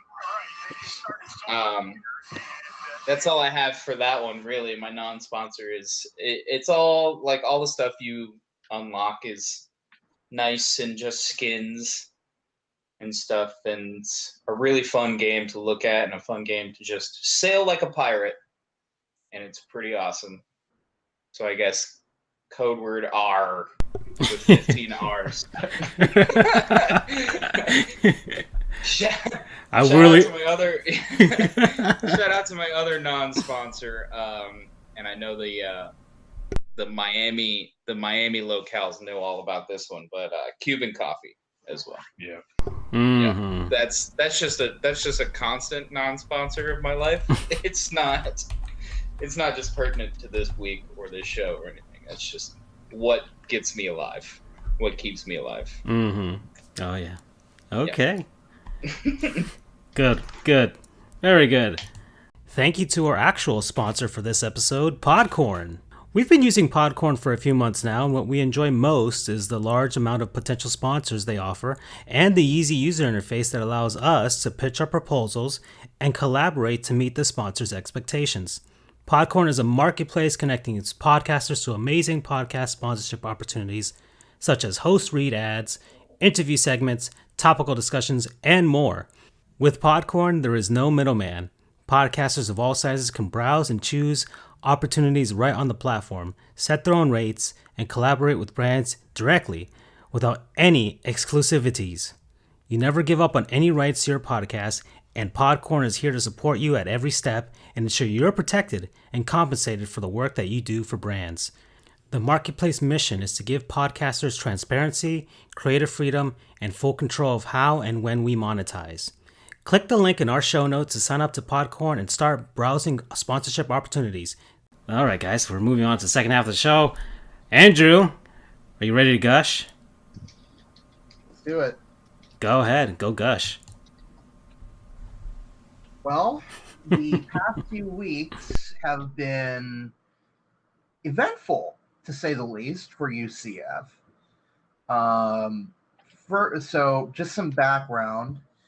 The Tennessee Volunteers poached our athletic director, Danny White, to be their athletic director to guide them through probably a really crappy time coming up because they've got investigations up the wazoo. And part of that, or stemming from that, was they fired their head coach, Jeremy Pruitt. So, who did Danny White take with him to Tennessee to be the new head football coach? Josh Heupel, who was our head football coach. So, in the span of a week, just before National Signing Day, no less, we go from relative stability, including arguably the best athletic director in UCF's history, to neither a athletic director nor a football coach. So what does UCF do? They go out and hire Gus Malzahn. Well, let me rewind. First, they hire Terry Mohajir as athletic director, comes from Arkansas State, who had been their AD since 2012 and oversaw a lot of facilities upgrades, increase in donations, and a very successful athletics department. I mean, their football team beat UCF in 2016 in the Cure Bowl. So that was great. And then Mohajir, there were many names thrown out there for who the next football coach would be.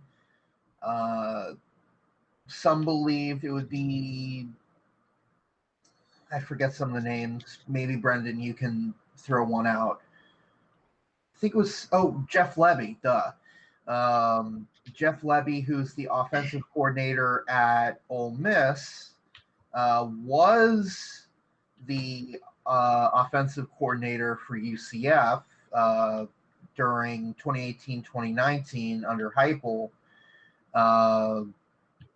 He was kind of the front runner, and there was a huge movement by the players to bring in Lebby. Ultimately, that did not happen, which rubbed some of the players the wrong way, it appears. But ultimately, UCF hired Gus Malzahn, former head coach of Auburn, took Auburn to the national championship in 2013. Go Noles. was the coordinator for Auburn in 2010 when they did win the national championship, and coordinated for 2010 Heisman winner Cam Newton. So he's got an impressive resume. And it turns out that he has a history with Terry Mohajir. Malzahn was a State's head coach in 2012 when Mohajir started, and was poached by Auburn after that season, and led a subpar Auburn team to almost winning the national championship. I think they were 17 seconds away from the win, but Winston and et al. Pulled a rabbit out of their ass and won the game with in the dying seconds. So a lot of people were UCF fans were concerned that Malzahn is going to be old school. He's not going to be able to fit in with the fast-paced offense that we are so accustomed to seeing the past few years.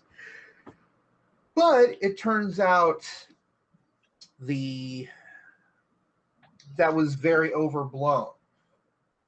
Turns out, and I didn't realize this, Malzahn was the inventor of the hurry up no offense or hurry up no huddle offense back when he was a high school coach in the latter part of the 1990s.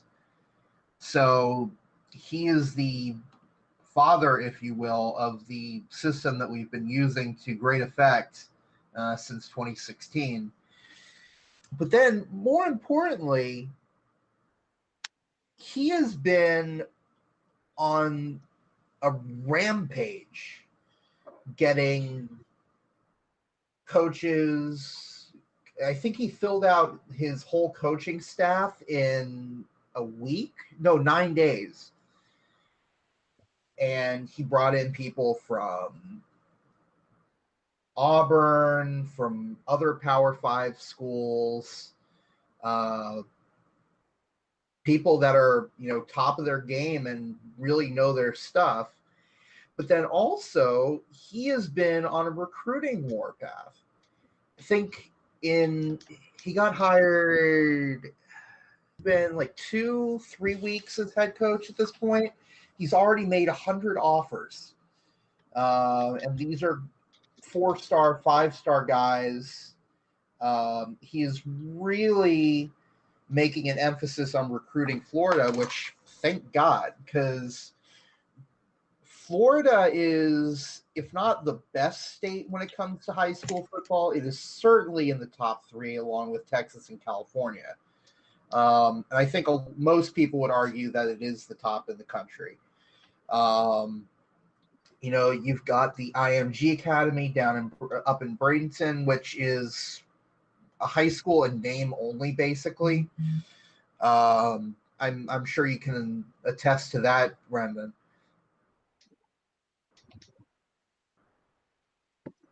Oh yeah, for sure. Sorry about that. I was muted and didn't realize. Yeah. So IMG Academy.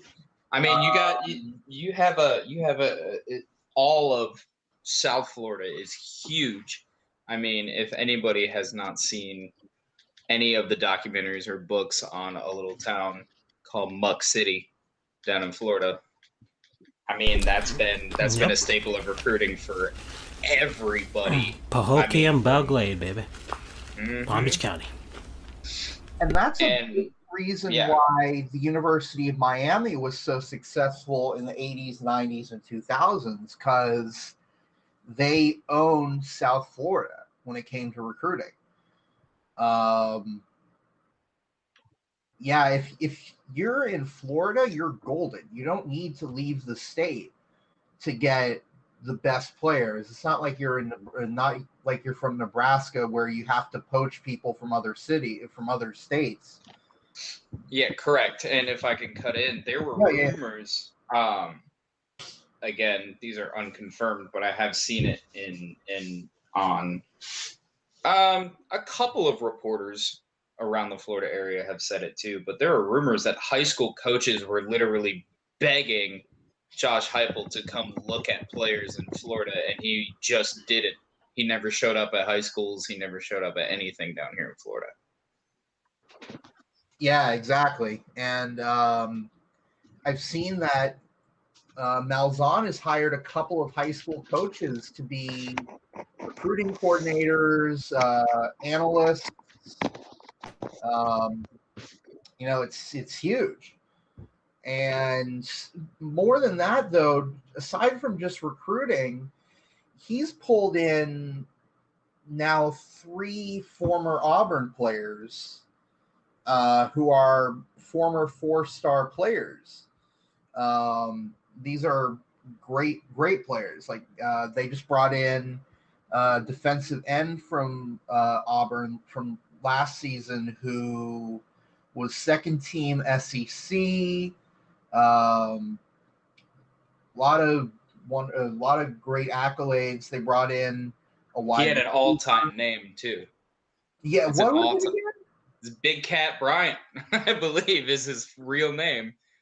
I honestly thought it was a nickname, but I looked him up on 24/7, and that is his name. Big Cat Bryant, all-time name. So Malzahn has brought in 3 players, and it looks, and there are a lot of one of whom, get this, one of whom was going to go to Tennessee, but then was now flipped to UCF. So someone that we are in fantastic shape, much better shape than really anyone could have guessed when you lose. Like I said, I don't think I'm going too far in saying that Danny White was the best athletic director in UCF history. Would you? I don't think that's too much of a hot take. Would you say, Brendan? No. I mean, what he did was, legendary. It's still, in my 100% attempt to be objective, it was still, in my opinion, the best marketing project. UCF for him was the best marketing project in college football history, what he did for the program. Like, for instance, he started the whole Orlando's hometown team slogan. Correct, but it has to have an asterisk behind it, because he did attempt that while at the University of Buffalo, and it failed spectacularly. But it turns out Buffalo likes being Buffalo, not New York's hometown team, which, in the grand scheme of things, a lot of people don't understand that New York is much bigger than just a tiny little city/island on the East Coast. So he definitely had to reconsider his Buffalo as New York's football team, or whatever he tried to call them up there. But it worked for Florida, because Florida's so big and so populated with football that he made a brand out of UCF, created it from nothing, and now it's mentioned as many times as Power 5 schools in outlets. I mean, if you just Google Big Cat Bryant, what Gus Malzahn just offered, now ESPN has the article, and now every single big outlet has the article, and that is because of what Danny White did while he was here. And love it or hate it, which I love it, Brendan loves it, most of UCF fans love it. Love it or hate it, claiming the national championship was humongous for the brand. I remember, I was a student when UCF won the Fiesta Bowl in 2013 over Baylor. And I distinctly recall that the number of applications to the school skyrocketed. And I know that there's a lot of contention between the academic side of universities and the athletic side. Oh, we put too much funding into athletics, things like that, yada, yada, yada. And they've got a point. But it cannot be said that a good athletics program has absolutely no tie to the success of the university. Because UCF has gotten so many more FTIC applications, first time in college, because of that, they're able to be a bit more selective. So they're getting higher average GPA. They're such and such and such. That was even more so when UCF won the Peach Bowl, and Danny White, in his infinite wisdom, immediately afterward, before the Colley Matrix came out and said that they ranked us number one, which I'll be honest, if they didn't, then I wouldn't be as on board with it. But he said, national champions, undefeated. 3 words that are going to go down in UCF history as probably 3 of the most significant.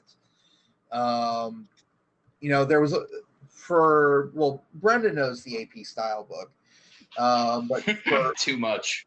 Yeah. But for you. Oh. Did we drop? I think we lost him. Andrew, we lost you. Is he gone? But I know where he was going with that okay. thought, if you want me to finish it. Yeah, go ahead. Guys, the AP style book is basically basically the Bible when it comes to how to write articles. Can you hear me? Yes. Can you hear me? Yeah, we can. your connection, I guess, got delayed. Guys? Yeah, he's on a time delay now. Andrew has traveled through time. He's gone through a warp portal of some sort, and he's about, 15 seconds behind us now? So we are in the future to him. Can you hear me? Yes. Yes.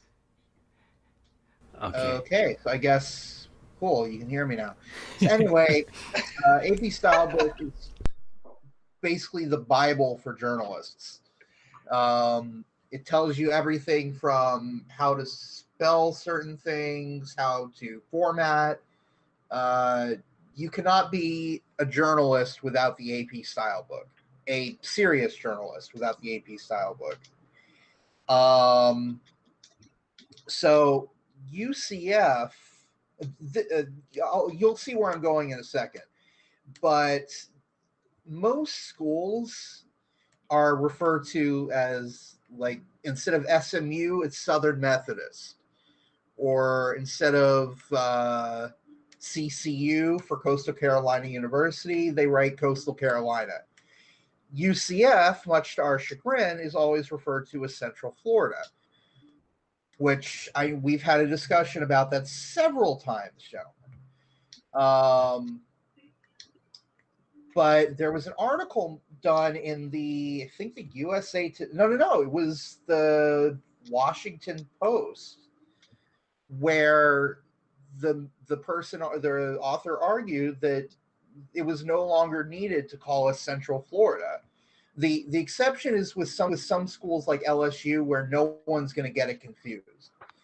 His argument was there was no confusion anymore. People will know what UCF is. And I've been seeing UCF a lot more. ESPN no longer calls us, writes out on their scorebug Central Florida or C Florida. It's always UCF.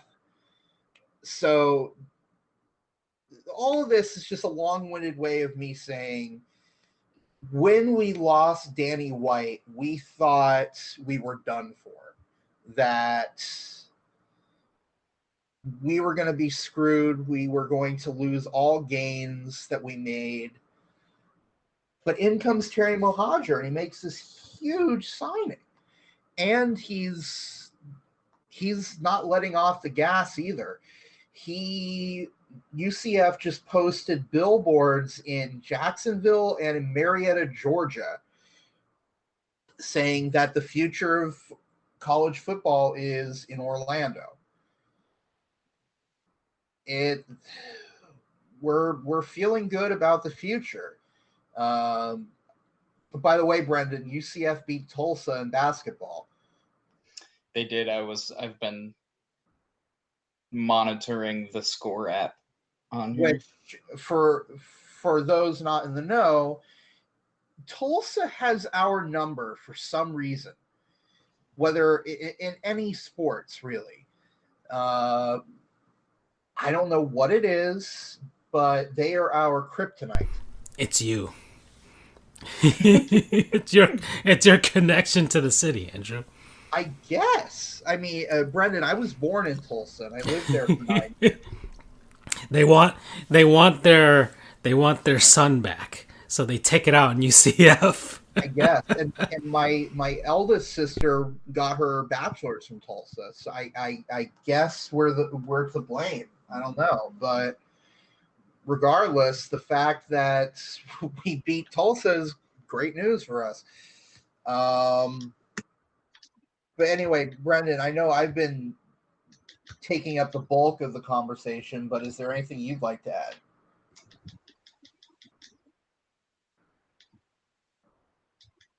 Hello? Is he Can gone? you hear me? Is he All through right, time? no, Okay. My computer timed out, and I think it automatically muted me. I think that was. Sports Goose, everybody. But anyway, I don't think UCF gets Gus Malzahn without Danny White being there beforehand. Absolutely. That's just the way. That's just the impact that Danny White's marketing had, and the fact that you have and UCF fans, I think this time are being much, much, much more realistic at the fact that we obviously know Gus Malzahn is not going to be our coach forever. Like, there is no way Gus Malzahn is sticking around as soon as another high-profile Power 5 job opens up.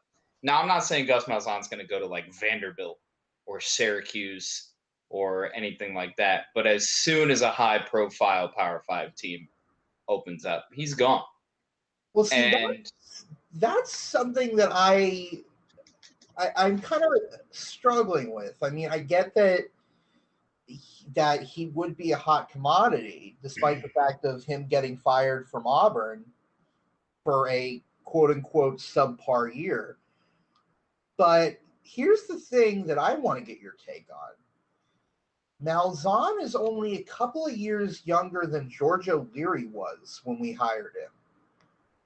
And some of the language that he was using in his introductory press conference, like the 8 weeks that I had off, I didn't think I was going to be coaching this year. I was going to take a year off to be an analyst. I got to spend time with my grandkids. This is the strongest Gus Malzahn you've ever had. Some of that, he also said that he had time to reflect on his career. So he's using a lot of this sort of finality language, if that makes sense. I understand that sentiment a little bit. I would not be surprised in the least if someone picks him up. He's too good of a coach to be with any P5 school, top tier P5 school would be lucky to have him. But yeah, And this is, if I could cut in, this is not my thought. I want to attribute this to UCF's director of broadcasting, Mark Daniels, who talked about this on his show in the morning, his radio show. But during this, I guess, reflective period he definitely thought about the fact that the pressure at schools such as Auburn, in schools, especially when, the other team in your state is Nick Saban in Alabama, and the fact that you have to perform constantly, and you don't want to bend to the will of the boosters who talk so much and provide so much for universities, especially in the South and the SEC, that a lot of people don't understand that sometimes the boosters are the ones making the decision, not even the athletic directors. And the fact that UCF is most likely not going to do that to him on any level compared to Auburn or compared to any other high-profile SEC or, Big 12 or ACC job in the future, he could stick around for the fact that he will have most of the control on this team. He even said that one of his favorite things to do as a coach is to be the full signal caller, or not signal caller, but to call the plays, to really run the offense. He doesn't like to step back, but he was basically forced to in Auburn. So he made it extremely clear that he's taking that power back. So correct. And the boosters at Auburn told him if he wanted to be the coach, he couldn't call plays. Right. So we'll see. I mean, it would be great if he ended up being our, Bobby Bowden or our at FSU, or our Gary Anderson at TCU, something like that. I mean, imagine having that sort of a presence for 10, 15 years. Correct. Okay. Well, is that it for the Gush Fest? I guess. I mean, I'll gush at the fact that UCF baseball beat the number one team in the Yes. country. Yes. Andrew was tweeting about that. Yeah. Oh, one other thing I'll mention about promo code Lovelady, because apparently when Lovelady steps away from the team, it's disastrous. Yeah, it's our current head coach, Greg Lovelady, who won the national championship in 2000 or 2001 with he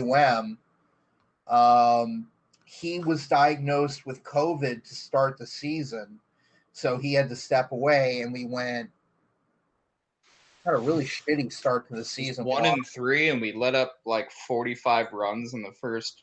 It was 3 games or 4 games. It was insanity. We lost to Stetson once, and FAU twice. FAU twice, which was a freaking. It was football games. Forget baseball; they were football games, basically, with the kind of scores we're talking. He comes back, and we take 2 of 3 from Ole Miss, and we almost won the third, but we choked it in the last inning. Well, we almost won the second game. We did win. Right. It was a doubleheader, so it's a little weird, but yeah. So, and then one last thing about Danny White, kind of touching on that a bit, is White made it clear when he came in that he wanted UCF to be a top 25 athletic department, not just football, not just basketball. He wanted the whole athletic department to be top tier, and he really accomplished that. I mean, for example, the men's and women's tennis teams have not really upset anymore. It's to be expected. They've upset these top tier, top ranked teams. Women's basketball is one of the top in the country. Unfortunately, they lost tonight to the Bulls, but they have the fewest points allowed in all of college basketball. Cheerleading took the national championship last year. We're legitimately an all-around strong athletic department, which can really be attributed to Danny White. So the future is bright. Mm-hmm. Okay. All righty. Now my gushing is done. If you want to. It's 9:00, Andrew. Are you gonna stick around, or you really have to go? Let me step aside for a second, and I'll let you know. Okay. All right. Well, because we can. I wanted to do Gottlieb's Goons just so we can touch on that before if you have to go, just so we can get your opinion on these two people that I'm gonna highlight. So I can take a few minutes. That's fine. Okay, Gottlieb's Goons, where we call people out in the sports world. I want to start with Dick Pick Mick, everybody. Mickey Callaway. We talked about you a couple weeks back or so, a few episodes ago. It was just kind of like a little preview that first happened and stuff. I was okay, all right, but now things have come out about you, and we all. Well, it's not really alliteration because it's not all the same letter, but it is rhyming, and Charles loves him some rhymes. I love me some rhymes. Yeah, I like to spit bars and say rhymes. I'm basically a 5-year-old rapper. And Dick Pick Mick is a good one, I'll tell you that much. Then, if there's one thing the New York Mets were good at, it was coming up with that name under the Mickey Callaway's regime there. Oh boy, yeah. Well, that came out. He's been accused of certain things. This Gottlieb Goons can be extended to a whole bevy of people. Oh yeah. Involved. Oh yeah. No, this is straight up like, oh my goodness gracious, dude. What? I mean, obviously he deserves all of it, but now you can do the Cleveland Indians organization because they were aware of it and didn't do shit about it. And they were, and now the Mets. It's a mess. Yeah, the Angels have suspended him, and they will likely. I think they're gonna. I mean, come on. What is he? He's what is he? The hitting coach or pitching coach or something like that?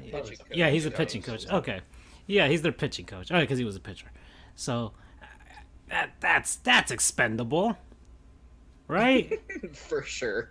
And the Angels have always sucked at pitching. It's not like they're gonna get any better. You guys are gonna waste Mike Trout's career anyways. What's he gonna do? Teach Julio Teheran how to get the right angle on a photo on Snapchat? Come on, get rid of it. Yeah, it's all about the angle. All right. Gosh, darn it! If only we had that Manscaped sponsorship, it would have been perfect for this episode. Mickey Callaway's dick pic sponsored by Manscaped. Oh my god. Can we, when you put it on the podcast name, I know we're on. I'm sorry, Andrew. You have to go. You have to basically kind of call it the. It's all about the angles for Goofs 95. I could for the podcast, I could do that. Oh boy! All right, so all right, Mickey Callaway, you're one, and the other one. Gosh, what was this woman's name? The frickin' one from the NFL Network. Jane Slater. That's the one. Her. Jane Slater. So she got your first female goon? No, we've had female goons before. All right. We've had female goons before, but she allowed herself to be roasted on Twitter. Was it yesterday? For it seemed innocent enough, right? At first, it's like, there's a unpaid internship at the NFL Network. Right? Who's up for it? who's up for the unpaid internship? And I already heard a sigh from Brendan. And when I think we've all been there. When we were kind We've all of, been there. yeah, we've all The been state there. of Florida knows what my butt feels like. Yeah. Internship. Yeah. So we've all been there, and she's like, I thought it was innocent enough, just trying to get somebody an opportunity to be in the NFL Network, but Twitter was not having it. It's like, oh, come on, man. NFL Network, NFL makes billions of dollars per year. They can pay a young kid in their early 20s to work for them. And she was like, oh, I had to, and then it was like, oh, I had to hustle when I was in college, working 2 jobs and doing an unpaid internship, and then people started looking for some receipts, and they found out her granddaddy is like the chili king of Texas. I don't know. I think that's an official title in the state government of Texas. I have no idea. By the way, he was like the CEO of like a big, gigantic chili company that I guess officially was proclaimed the chili of the state of Texas in some sort of thing or contest. I have no idea. But regardless, she aren't all chili? Hormel, Save-A-Lot. It's chili, right? Yeah. I don't know. Skyline. Actually, that's one of my future conquests that I want to do this year is make my own chili. I think that's I think a midlife crisis requires everybody to try and make their own chili. So I'm getting there. I'm about to get there. Skyline chili. You won't regret it. Okay. Skyline chili. Okay. Well then, so her granddaddy was helping her along while she was quote unquote working 2 jobs and stuff like that. And so Twitter let her have it. People from all walks of life saying, you have to check her privilege. She didn't check her privilege before she tweeted this stuff out, and she got roasted. It reminded me a lot of, yes, the one, the only, Darren Ravel. Oh. When back in 2017, I think it was 2017, it got a lot of storm. But he suggested that the paper in Chicago should just have Northwestern students write for free all their basketball recaps instead of using the AP, which is what the Chicago Times should use. But Darren Ravel was like, just have Northwestern students do it for free so you don't have to pay them. Oh, boy. So you can add that to the list of things Darren Ravel has done to make him a fantastic human being. I'm surprised we haven't had him on Gottlieb's Goons. Okay, well, yeah. We did have him on Gottlieb's Goons once. Way. Oh, okay, I guess so. I mean, we've Bob Nightingale. He's like the baseball Darren Ravel, so not sure. But yeah, this is. Well, we actually we're getting paid for this episode, so I can't. This is not an unpaid internship right now, but we've all been there. But I personally can't talk about it as far as the sports media or journalism. I don't know if you guys can, especially you, Brendan. But it's a struggle, right? Waiving an unpaid internship during this time is incredibly insulting right now, and there's no beating around the bush on that. It's incredibly insulting to say, hey, by the way, a lot of your full-time staff who have worked for teams have been laid off, and a lot of layoffs have occurred in journalism over this past year because simply, it's not through any of their fault of their own, but to the point where these teams don't know what their budget is because their budget is based on fans, it's based on tickets, it's based on concessions and selling, and then it's gone.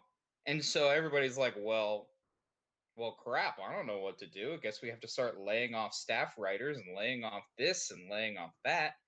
So waving an unpaid internship into somebody's face right now in the journalism industry is a complete slap in the face. That's my point. That's all I got. Yeah, people went deep in Twitter. I doom scrolled. I went down the people went deep as far as like I think that is insulting because of the times. It was also insulting because of the person that was tweeting this out and tweeting like she went through struggles, and maybe, I guess everything's relative though. That's the thing. Everything's relative, and her personal struggles may not be the same as everyone else's. When you got Granddaddy Chili Dog funding everything, so it's not like she was quote unquote truly struggling. Whereas a bunch of other people were saying, well, I had to work a job or two jobs just to make ends meet, and it wasn't a fun thing, because sometimes people were like, yeah, I've had some rich friends, and like they were like, oh, it'd be fun to have a job, and it's like, no, it's not fun for me. I have to have this job or else I don't eat or have shelter or have clothes, and especially, or have an education, a higher education. And also, if the unpaid internship is out there being waved about, but you can't take it because you actually have to work, and you can't afford to not work, and thus you miss out on an opportunity, a grand opportunity. And yeah, maybe you are qualified to work for the NFL Network. Maybe you are qualified, maybe to get out there, but it's somebody who has the opportunity to get there. So sometimes it's not. Sometimes they might have parents who are maybe middle class and are trying to help them out, but still, there are struggles there. But sometimes you get some people who can be funded the entire way, and it's easy, and they get the job, and you miss out on an opportunity, and the NFL misses out on another opportunity. And yes, diversifying, all that stuff, and the NFL has had issues with that, and Rooney rules there and things like that. But now there are lots of gigantic socioeconomic issues, and within this tweet right here, BU already commented that unpaid internship should be illegal. And yeah, it's not just in the sports industry either. It's for a lot of other things. Gosh, man, even in our fields, we unpaid internships. And yes, you try and get the experience. And I get that. And people who are for it are like, yeah, you're getting the experience. You get to put that on the resume. Sometimes. Yeah. Well, so imagine. So here's the thing people need to realize about unpaid internships. You're not really thrown into thick of things, and you're not giving as much that could be actually recommendable for most times on a resume. It's different for each field, but you're not given as much opportunity to even get there. So it's a double-edged sword coming into it. So an unpaid internship might seem nice, but if you're only just reviewing documents, proofreading, and I'm trying to make it more translated to her field than our field, it's kind of tough because that's familiar. Even as unpaid, even us as unpaid interns, we couldn't appear and speak in court, right? Because if we didn't have our CLEs ready. Mm-hmm. So as I'm going there interviewing against these people who are seasoned, and they're saying, hey, have you appeared in court? No, because I just now got barred, and you're going to hold that against me. So sometimes the unpaid internships don't even get you to the long road to what you want. So it's basically slavery. The entry level, looking for entry level positions, need 5 years of experience already. It's like, oh my God. To be honest, you're Harvey Weinsteining anybody.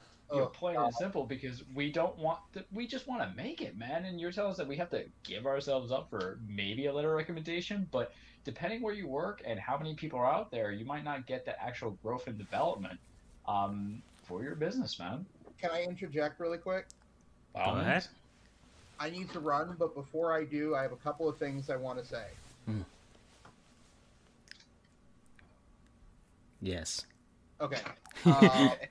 First, the state of Minnesota Department of Transportation held a contest to name a new class of snowplows. Yeah, that's right. Internet Here are the contest. winners. Yes. The winners are, in alphabetical order, Darth Blader, Duck Orange Truck, Okay. Perfect. I wrote that one. F Salt Fitzgerald, Aha. Yes. Oh, just gonna plow right past you.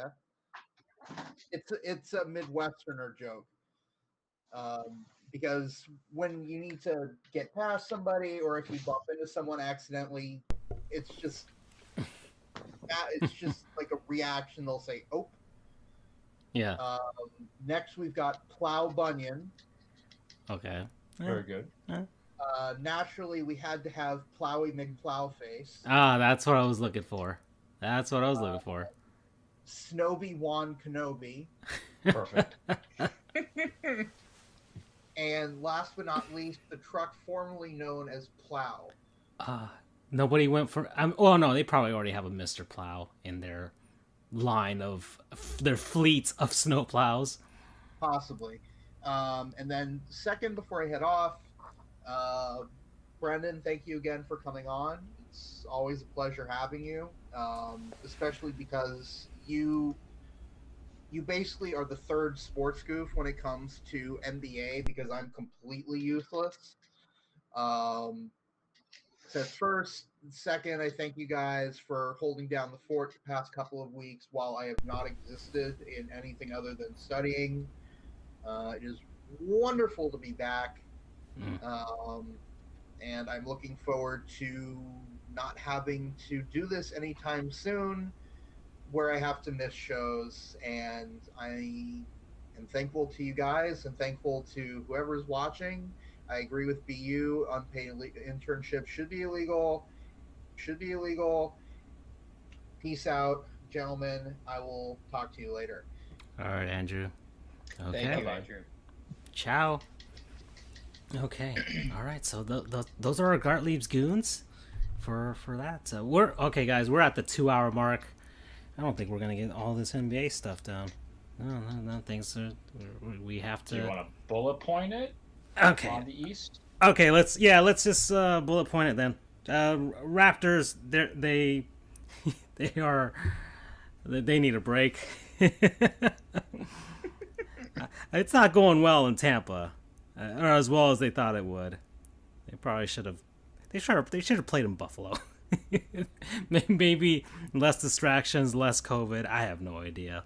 Not sure. Less pressure to be a championship caliber team like their hockey team and the NFL team in town. Yeah. So that's. I mean, the Leafs are doing good. That's weird. Well, that's not weird. They're doing good in the regular season. Then they'll find a way to fall apart in the playoffs. So that's there's my hockey comment for the week. So, yeah. Then the Miami Heat. Well, actually, no. The Boston Celtics. They're number 6 seed. They're struggling, man. They are. All I'll say to the Boston Celtics is when your president of operations goes on a local radio show and says our roster is not very good. Yeah. You're not gonna win. he said this you roster have is not you have constructed to great players. compete. He said our roster is not very good on a local Boston radio station. And when you have a roster that's full of Jason Tatum, Jaylen Brown, and Kemba Walker, and you say our roster is not very good, something's wrong. And you're not gonna win. Yep. I'm sorry. I've heard that they are lazy. I saw a video. I don't know if you've seen Brendan. I don't know if you see somebody on YouTube called Andy Hoops, but he does some pretty good videos. He's a Knicks fan. I don't get what's with Knicks and Mets fans being pretty darn good on YouTube and breaking down like their individual sports. Maybe because of all the misery. That It's could be misery. it. That's why Browns fans are good. That's why Knicks fans are good. They are just nice. Any other team is just better. To the point where everybody in the league, which is odd for New York teams, but everybody who follows the league are like, wow, New York. that's when you know it's bad, is when you're rooting for a New York team to do well. Yeah. So, yeah, Boston, they've had issues. And Tatum's had some issues with post-COVID symptoms or effects. And he said he's getting tired more than normal. So he's still struggling with that. But okay, next, the Miami Heat.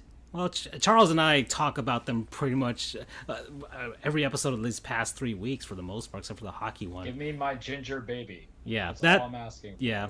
Yeah, and Jimmy, we need Jimmy to be healthy. All right, and give me my man crush. Tua. Yeah, like I think he's earned an opportunity to just see how he's had some pretty good games. He's relentless on the boards. I'm not saying 25 minutes. I'm not saying 30 minutes. What I'm saying is start the game out maybe with him in there and then pop in Olynyk. You see that happen with bigs, and Olynyk's not bad, but it is noticeable when we lose, it's because he's like 4 of 11. And it's like, meh. And Precious is just going to develop because I don't think we're re-signing Kelly unless he's willing to take that pay cut because I believe his contract expires this year. So let me see what I got. Let me see my Precious. I think he basically will max out being the equivalent of a more, I guess, silky smooth Bam shooter on the bench. I don't think he goes ahead of that, but that's sometimes what happens when you draft so high or so low, I guess, in the draft the way that we do. I just want to see because the East feels, and I think you both will agree with me, the East feels like anybody's game because Brooklyn doesn't really scare me, possibly because of their health. And you know how I feel about the 76ers. And Brendan, to bring back frauds. Yeah, we'll get there. That's how I feel about it. I've been saying it for years. Okay. Next. We'll go with that. The New York Knicks. They are actually above 500, everybody. They did it. They're the surprise, wonderful team of the East. The fans are already planning the parade. It seems already. Tibbs is true to his word and to his reputation on being a really good defensive coach. Tibbs gonna Tibbs. Yeah. So RJ Barrett is not playing up to a 4th pick in the draft or whatever his ranking was. That's why I got him back. Yeah. So they're 18 and 17. They're I don't know what he got out of Elfrid Payton. But Tibbs is getting everything out of Elfrid Payton. Mm-hmm. It's called Elfrid Payton doesn't want to be the guy who was the turnaround, bust in the NBA. So his last good chance. Pretty much. Okay. And shout out Emmanuel Quickly. Yeah. That's what I got for him. Yeah. And Julius Randle. Yeah. Whoa, I almost died there.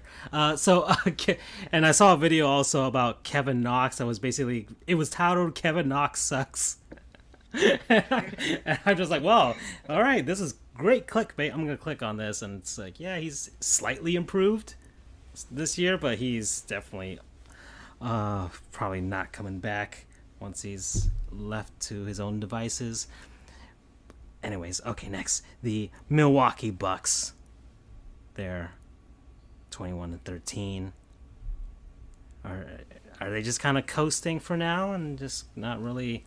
I think you're gonna see the same thing you see from them every year. Is hype, and then they get to the playoffs and they don't do anything. Okay. Agreed. Yeah. That's what's gonna happen again.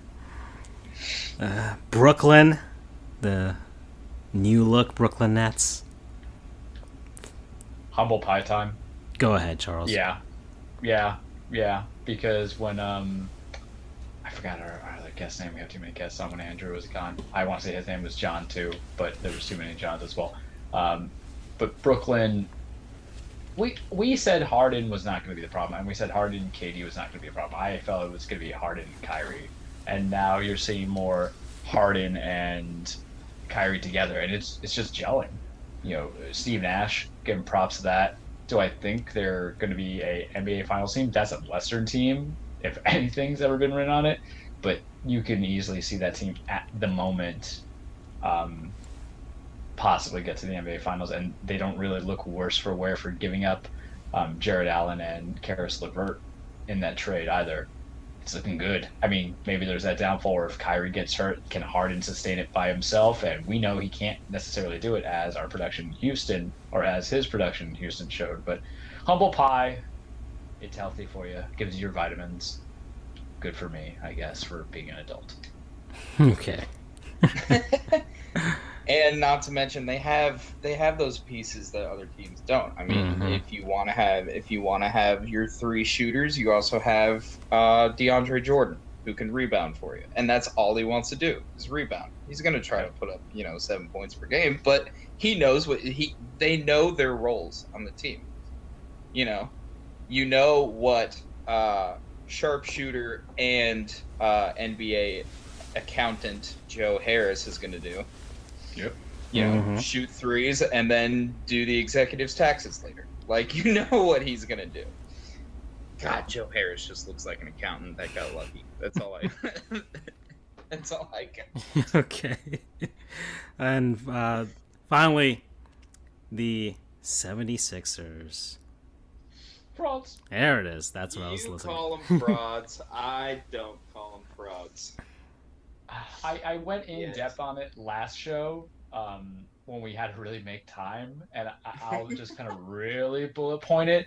It's you hired the perfect coach for the team that you want to be, which is just a very good, but can you be great in the playoffs? And I look to Doc Rivers' credibility. I look to my aunt, to Ben Simmons. I like Joel. I think everybody likes Joel, but this, you gotta show me, man. You gotta prove it to me, because every year was supposed to be the year the last couple of years, right?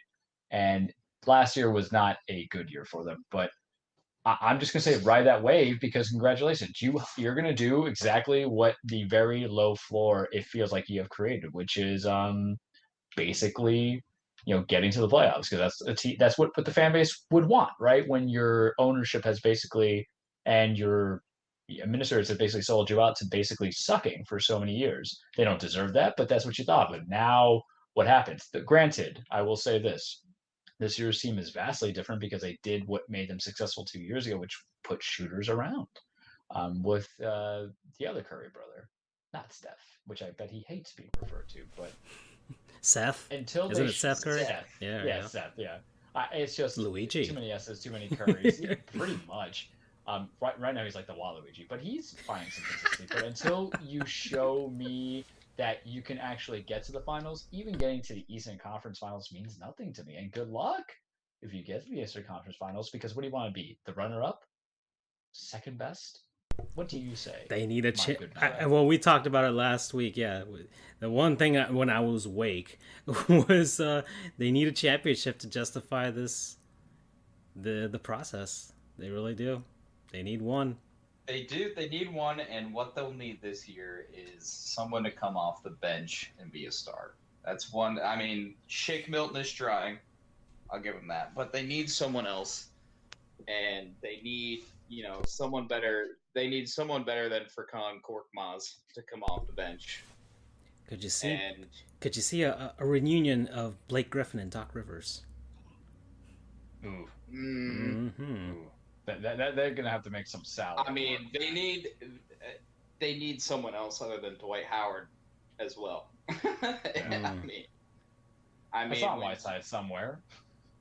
He's in Sacramento. When Joel's off the court and your next, I saw him coming off the bench when I saw. Oh yeah, we forgot to do what games did we watch last week. I saw the freaking Kings game against the Hornets and how they choked that game away. I'm like, and now that I looked at the stats of the Kings, I was completely lost on them. And I'm like, oh, this all makes sense. This all makes sense for the Sacramento Kings. Yeah, Hassan's out there now, by the way. And I will say Matisse Thybulle is doing well off the bench. I will say. Mm-hmm. Okay. All right. So that's okay. Eastern Conference. This took longer than I thought, but whatever. We'll do the Western Conference next week. That's fine. All right. Well, oh gosh, I had this on Gottlieb's Goons the entire time. Whatever, it doesn't matter. We sped through the last portion of it. Brendan, you get the option. Do you want to stick around for the last, I don't know. Well, Charles, you would 15, 20 minutes, I guess. It might be 15. Okay. And I think I could shade it to 15, but it's a big one. It's a big one, boys. Is it your wrestling? Yes. It is, and not just one promotion has done some chicanery. All the promotion. We had the gangbang of title changes. Some stuff happened. I mean, Soulja Boy is in. We're fighting Soulja Boy now. Yeah. There's a pay-per-view coming up. Titles are getting unified. Now you're gonna have to pay attention to Parker Boudreaux. Yeah. And UCF is in on this. That too. Yeah. Andrew even got involved in it. I was like, hey, this is great. I literally feel as if, this Chicken Little, the sky is falling, and it is up to me to save the world and inform those people who just want to know why men in tights were awfully sweaty me more than the erotic sense of it. And I tried. Big Show couldn't make it on Netflix. Dear Lord. A lot of stuff. That too. Oh my. Let's go. I could. Let's go. Unfortunately, before we begin, I have not eaten dinner. Okay. So, all right then. I will listen to it post. What? Yeah. We'll. I'll send the flurry of 10,000 tweets as our guests want to know. Andrew should warn people about that, by the way, every time he gets a guest. Francisco's going to like tag you on like 40,000 tweets over the next week. So, speaking of tweets, follow our good buddies all the time that you can. FJOJR, Charles the True, Dan Frijole, Sports Goofs, and Brendan, put yourself out there if you want to. At B Rourke Sports. Mm-hmm. Yes. Okay. Well, Brendan, if you got to go... You gotta get some. What are you getting? Taco Bell. What are you getting, man? No, I'm gonna find something in the bottom of the fridge that should have been eaten a week ago. But pretty much, yeah. That's what you get. Thanks, journalists. Okay. For those unpaid internships. Oh boy. All right, man. Thank you for joining us. Oh no, thank you. I appreciate it. Ciao. Okay. All right, are we segueing? Yeah, your graphics up. All right, welcome everybody to your weekly Truplex, The Cage with Charles. Full disclaimer, wrestling is not fake. It is scripted. It is a stage fight. It is ballet. It is poetry in motion. It's sometimes a love story. It's sometimes the underdog story. Sometimes about chasing glory, chasing your dreams. And boy, there's been a lot of chasing. But what do we know about chasing? Something's got to happen. Either you trip and you fall and you give up, just like Charles when he goes for that extra mile and sprains an MCL all too conveniently, or you catch up with what you want. And now you have it in your hands. Sometimes it's about people just beating the pure piss out of each other, and sometimes about making your own name on the Mount Rushmore of wrestling. Francisco, holy crap, so much has happened. And I'm going to go and just get when I know what's going down, a lot of stuff has happened. Yeah, and then for anybody who's wondering what the machinations of the sports group chat looks like, when I sent a flurry of Twitter stuff, of memes and holy crap, this is happening, it's big. So we're gonna go with AEW first because ironically that's like the smallest segment coming into it. They have a pay-per-view coming up, Revolution. I believe it is this weekend, the 7th. I need to kind of like verify that, but there's the thing we have to talk about too is in addition to their pay-per-view and the card that they're going to have, it's March 7th, all right.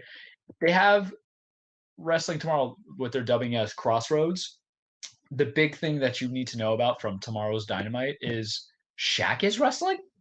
So that's been like a little story that's kind of been developing. And long story short, TNT needs to make sure that this wrestling program gets more money. So now Shaq, who has been known to be a wrestling fan, he never got his match with the Big Show as it was supposed to be at Mania, and he's always kind of been there, and he is a larger-than-life personality, is now teaming up with Jade Cargill, who she's been signed with AEW, almost called WCW. Sorry Tony Khan. Sorry Cody. Follow us on Twitter. And they're going against Cody Rhodes and Red Velvet. Originally, it was supposed to be Brandy Rhodes, but Brandy's pregnant, so now they have Red Velvet in between. And it's going to be a mixed tag match that's coming into it. I'll watch it just to see how bad it is, because Shaq, Oh man, yeah, I mean that is not a wrestling body whatsoever, and he's not out of shape or out of weight or anything like that. The guy's like 7'1", man, and he's like what, close to 50 now, if not over. It's gonna be a little slow.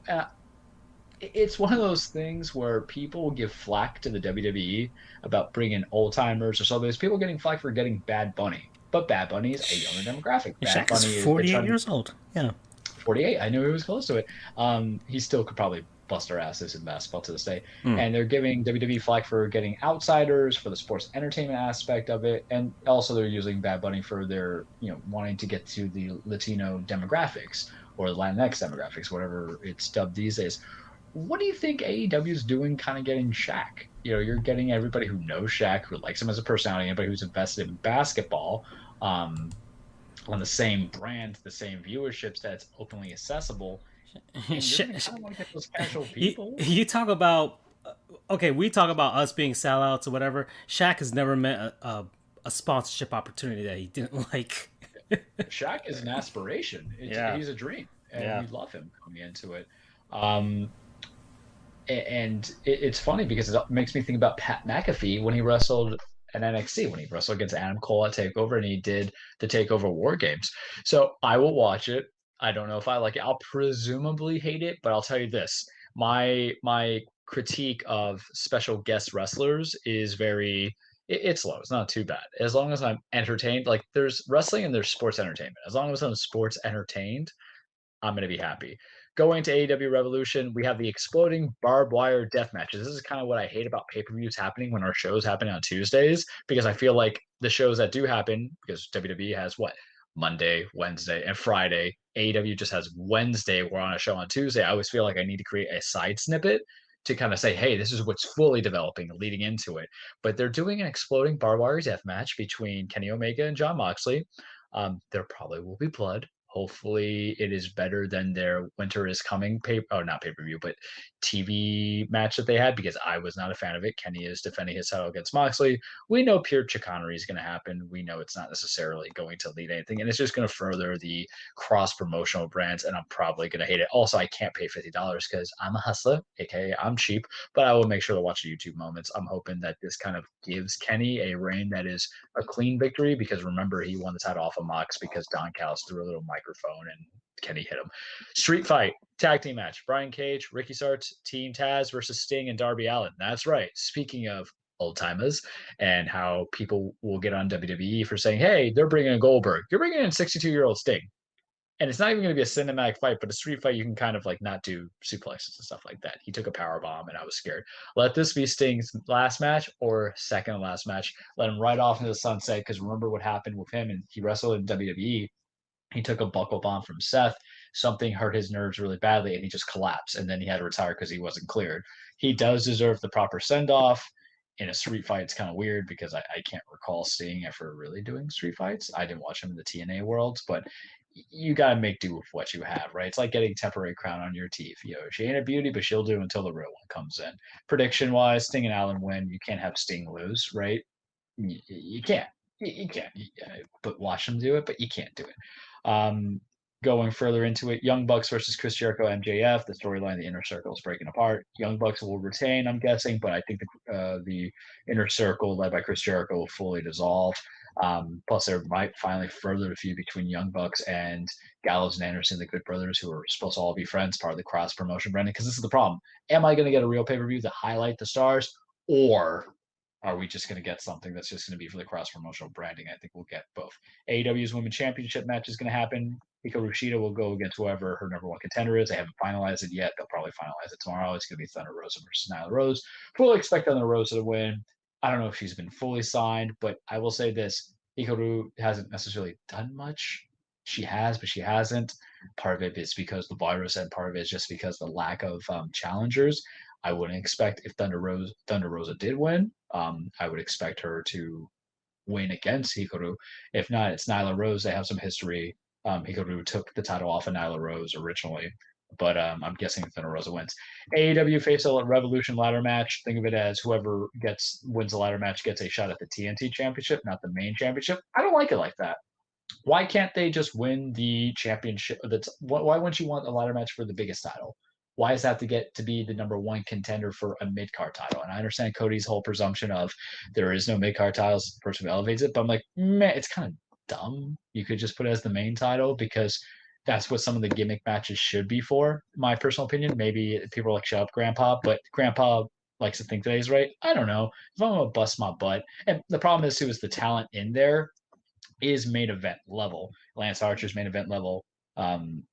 Pentagon is definitely main event level. I like Scorpio Sky, but he is actually more TNT focused, in my opinion. I do think that Scorpio Sky wins it. I know they're going to have 10 from the Dark Order enter in. There might be a surprise person. We'll see what happens there. They say Lance Archer, that's whatever. They have Chuck Taylor and Orange Cassidy, best friends, who I think they're hilarious, versus Miro and Kip Sabian. Story hasn't been great. He'll probably be the best friends. Matt Hardy versus Hangman Page, continuing the love story of Hangman Page and Dark Order versus Big Money Matt. And it's a money stipulation, so whoever wins gets like their quarter profits of it. You watch BTE, you know the storyline and the size between Matt Hardy and the Dark Order trying to get Hangman in a, basically, I was gonna say twist of fate, but that's too funny, and also probably not the same thing. Tug of war, we'll say, of his love, and I believe that's the matches there. Oh, they're doing a battle royale for number one contendership tag teams. So what I will say is this.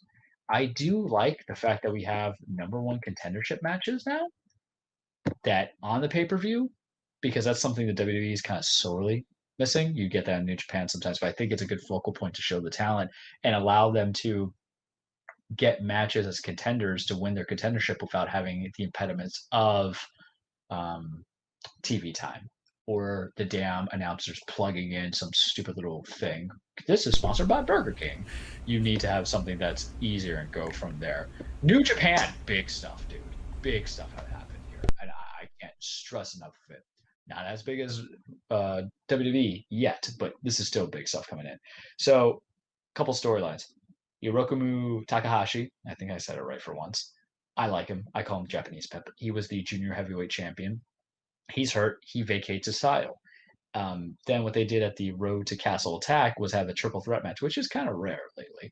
And they had him, not him, but they had El Desperado, El Fantasmo, and then, oh God, it was the other guy, Bushi, challenge for the junior heavyweight. What's a junior heavyweight title? Basically the cruiserweight title. What's the cruiserweight title? Anybody who's under a certain weight class. Junior heavyweight, heavyweight. Plain and simple, right? El Despi wins it. He's also the junior heavyweight tag titles. They had won those over El Fantasmo and Taichi. So, or Taisukuge. I can never say. It's like watching Naruto. I don't know the names. I'll just call them fancy stuff, or My Hero Academia fancy stuff. So now, basically, El Despi has two titles. He's a tag team champion for the juniors, and he's also the junior heavyweight championship. And then we get Kota Ibushi versus Tetsuya Naito. We know my love for Naito. We know my appreciation for Ibushi, and we know that Kota has been carrying both the IWGP Heavyweight Championship and the IWGP Intercontinental Championship. And the story between the two of them was that Naito isn't going to let Kota unify the titles. He's going to take the title and he's going to retire it. Good match. What happens? Kota wins. What do? They have now unified the championships. So there is no longer a IWGP Intercontinental title. There is no longer an IWGP Heavyweight Championship. Now it is the IWGP World Championship. Kind of big. Granted, some people who are bigger into New Japan than I am, essentially saying it doesn't matter. Intercontinental title hasn't mattered since Shinsuke Nakamura left to go to WWE, but I always felt that was kind of an important title. I think it's good to kind of put the Never title, the Never Openweight title, I guess is how they formally say it, as your next mid-card title. But I was just kind of surprised. I'm expecting a new belt design as well. I'm fine with it getting rid of the double belts. Probably the problem with New Japan, same problem with all wrestling organizations, is they had too many championships, and that can get confusing because in New Japan it was the Intercontinental Heavyweight Championship, and then you had the Never Openweight title, and then you had the U.S. Championship that they had as trying to get over a U.S. fame. That's why Moxley still has it. But then you have the Junior Heavyweight Championships, the Tag Team Championships, and the Junior Heavyweight Championships. I felt that Tag Team Championships, and I felt the simple solution was just get rid of the junior weight class. Kota was a cruiserweight for a while. He probably still is. It's just they won't rank him as that. And maybe they will in the future, but you got to make it concise. But big stuff happened. Other little things from New Japan. Kazuchika Okada wants in on it. They have the New Japan Cup that's coming in. Winner usually gets the title at the main title, and also at the anniversary show is going to be El Despy, who won all those titles. He's like Despy 2 belts. Is going to be challenging Coda for the new, well, not the new, but the final unified title before it's unified, and then they'll have the new ones there. So I was like, oh man, this is big. And then going to WWE, and man, there's just too much going on for me. I'm trying to bullet point it. I think I'm doing a good job at it, because we don't have a pay-per-view coming up soon. We got Fastlane, that's March 21st. I don't think I got anything on NXT that's really kind of going. NXT, I will say this, that comes to mind. I love what's going on with Adam Cole and breaking up the Undisputed Era. The problem is that's becoming more interesting than your NXT Championship. So you need to bring that all back together. Santos Escobar and Karrion Kross had a fantastic street fight on NXT. It was no DQ. It was played well. It made for Santos, who is a cruiserweight champion, and Karrion Kross is basically a walking mountain. You made Escobar look strong against a very good match, kind of worth it. Some of the other stories that coming into it, we'll wait and see. We'll let it marinate a little bit. I know I'm missing something, but we'll get to it eventually. At some point, there'll be title matches. Maybe I'll create a Goofs After Dark, or maybe we'll call it something cute, like the Snack Size Sports Goof session, right? Pocket Cage. No, that sounds perverted. We won't call it Pocket Cage, but we look at the other bigger stuff. So remember when we talked about Elimination Chamber last week, and The Miz had the WWE Championship, right? Mm-hmm. And then part of it was that Bobby Lashley had helped Miz beat Drew McIntyre to help him cash him in. Well, the bill's always going to be due, man. There's a book called The Wheel of Time. When you go to war, they say, what's the butcher's bill, right? I love that. I listened to it. I didn't read it. I listened to it on Audible, pseudo side non-sponsor. But what was the butcher's bill? Bobby Lashley won his match, man. And what I liked about it was they delayed Miz being the perfect crap heel that's into it, where he didn't want to fight Miz whatsoever, or Bobby at all, because Miz knew that he would have presumably lost. They were supposed to wrestle at 9 p.m. Didn't happen. He had a stomach ache. Miz was feigning cramps. It was pain going on. Then they were saying, okay, you have to wrestle at 10 p.m. And then what does Miz do? The minute the ring bell, the bell rings, he runs, grabs his title, and runs away for a 10 count. Because Bobby Lashley has benefited the most since the pandemic started. He went on this terrific run as U.S. champion. The Hurt Business just boomed up. He is the CEO of the Hurt Business. Look at that man. Spoiler to what you're seeing, but look at that man, that physique. I wouldn't want to approach him. He is terrifying. I'm sure he's a nice guy, but where he was 2 years ago, I'm like, he'd probably be the guy who will fist bump you. Now I think he would just like fist my butt, because that's a scary dude right there, right? And then the third time in the same night it was last 10 minutes. So that's why I know I'm like, all right, Bobby's going to win it. But then they did a lumberjack match, and he just decimated The Miz. And then he won his championship, his first WWE championship of the first time that he's been with the company for 15, well, not 15 years, but he's waited 15 years because he left to go to TNA and then came back a little bit. But you've built him. You've made him into a monster. Vince, for the love of God, do not let him have this just so Drew McIntyre can win it back again so quickly. Drew will have opportunities. He does not need a third title within a calendar year. Let Bobby have this. Let him be a monster. Don't let it be a cheap way, because for once in my life, in a long time, it feels like, Francisco, we have a guy who legitimately looks like a champion.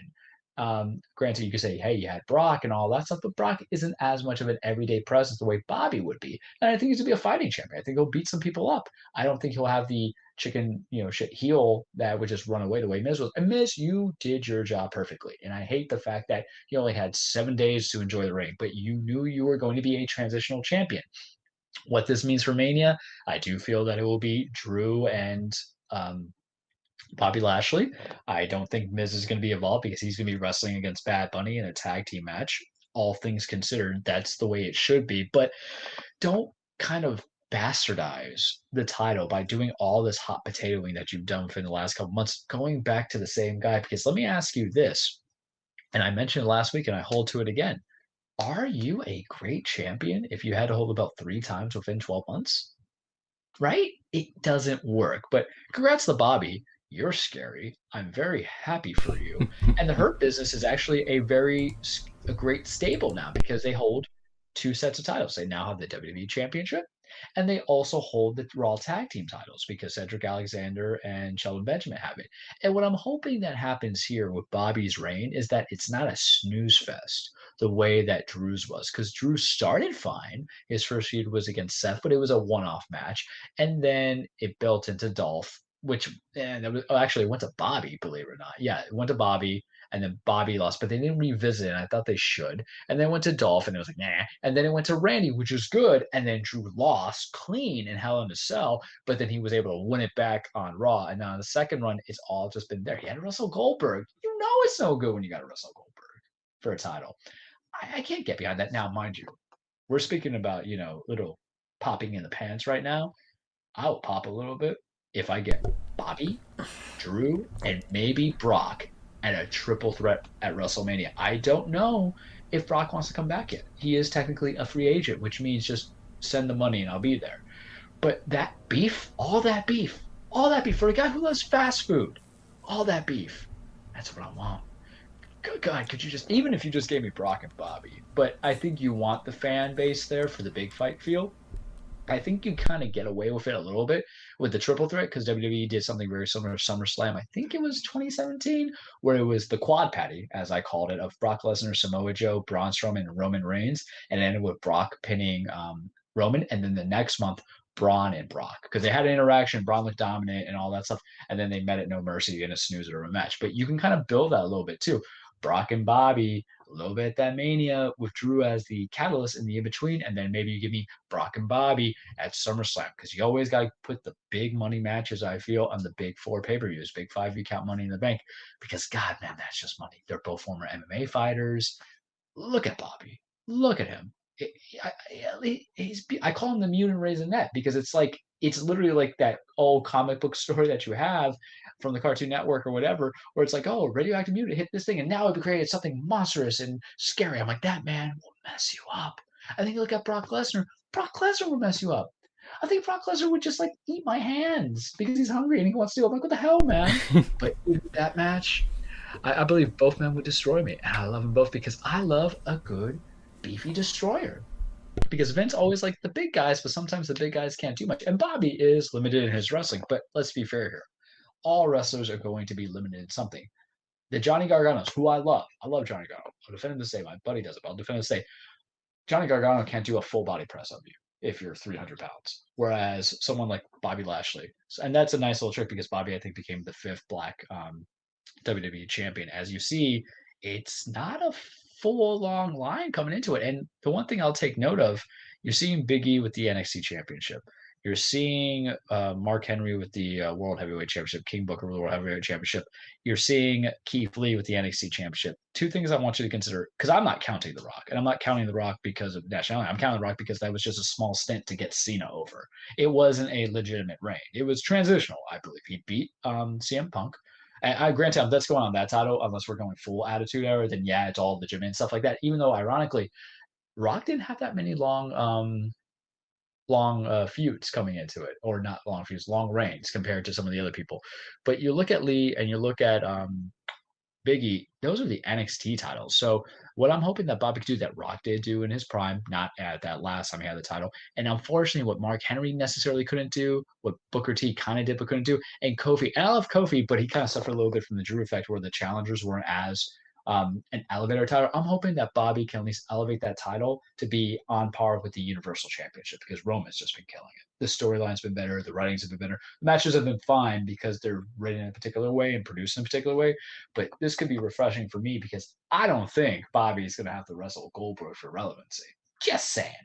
But Drew will get his chance again, and he will get that chance with the live crowd. But good for Bobby. Very happy for him. All the other titles have not changed. I'll just keep that now because I made it seem like it was bigger. It was across all these brands that big stuff happened revolving the titles. Big E's still the IC champion. Riddle's still the US championship champion.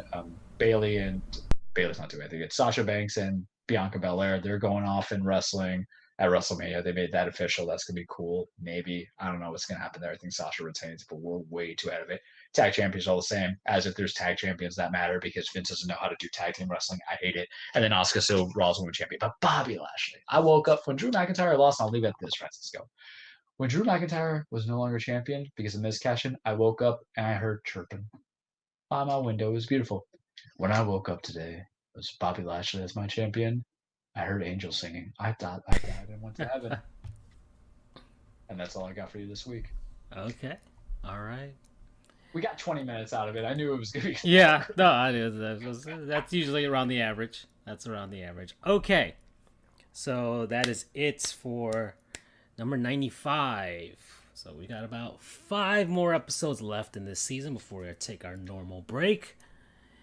But yeah, thank you to Brendan for popping up on the show. B. Rourke Sports on Twitter. Check him out on the Indiana Pacers, pacers.com.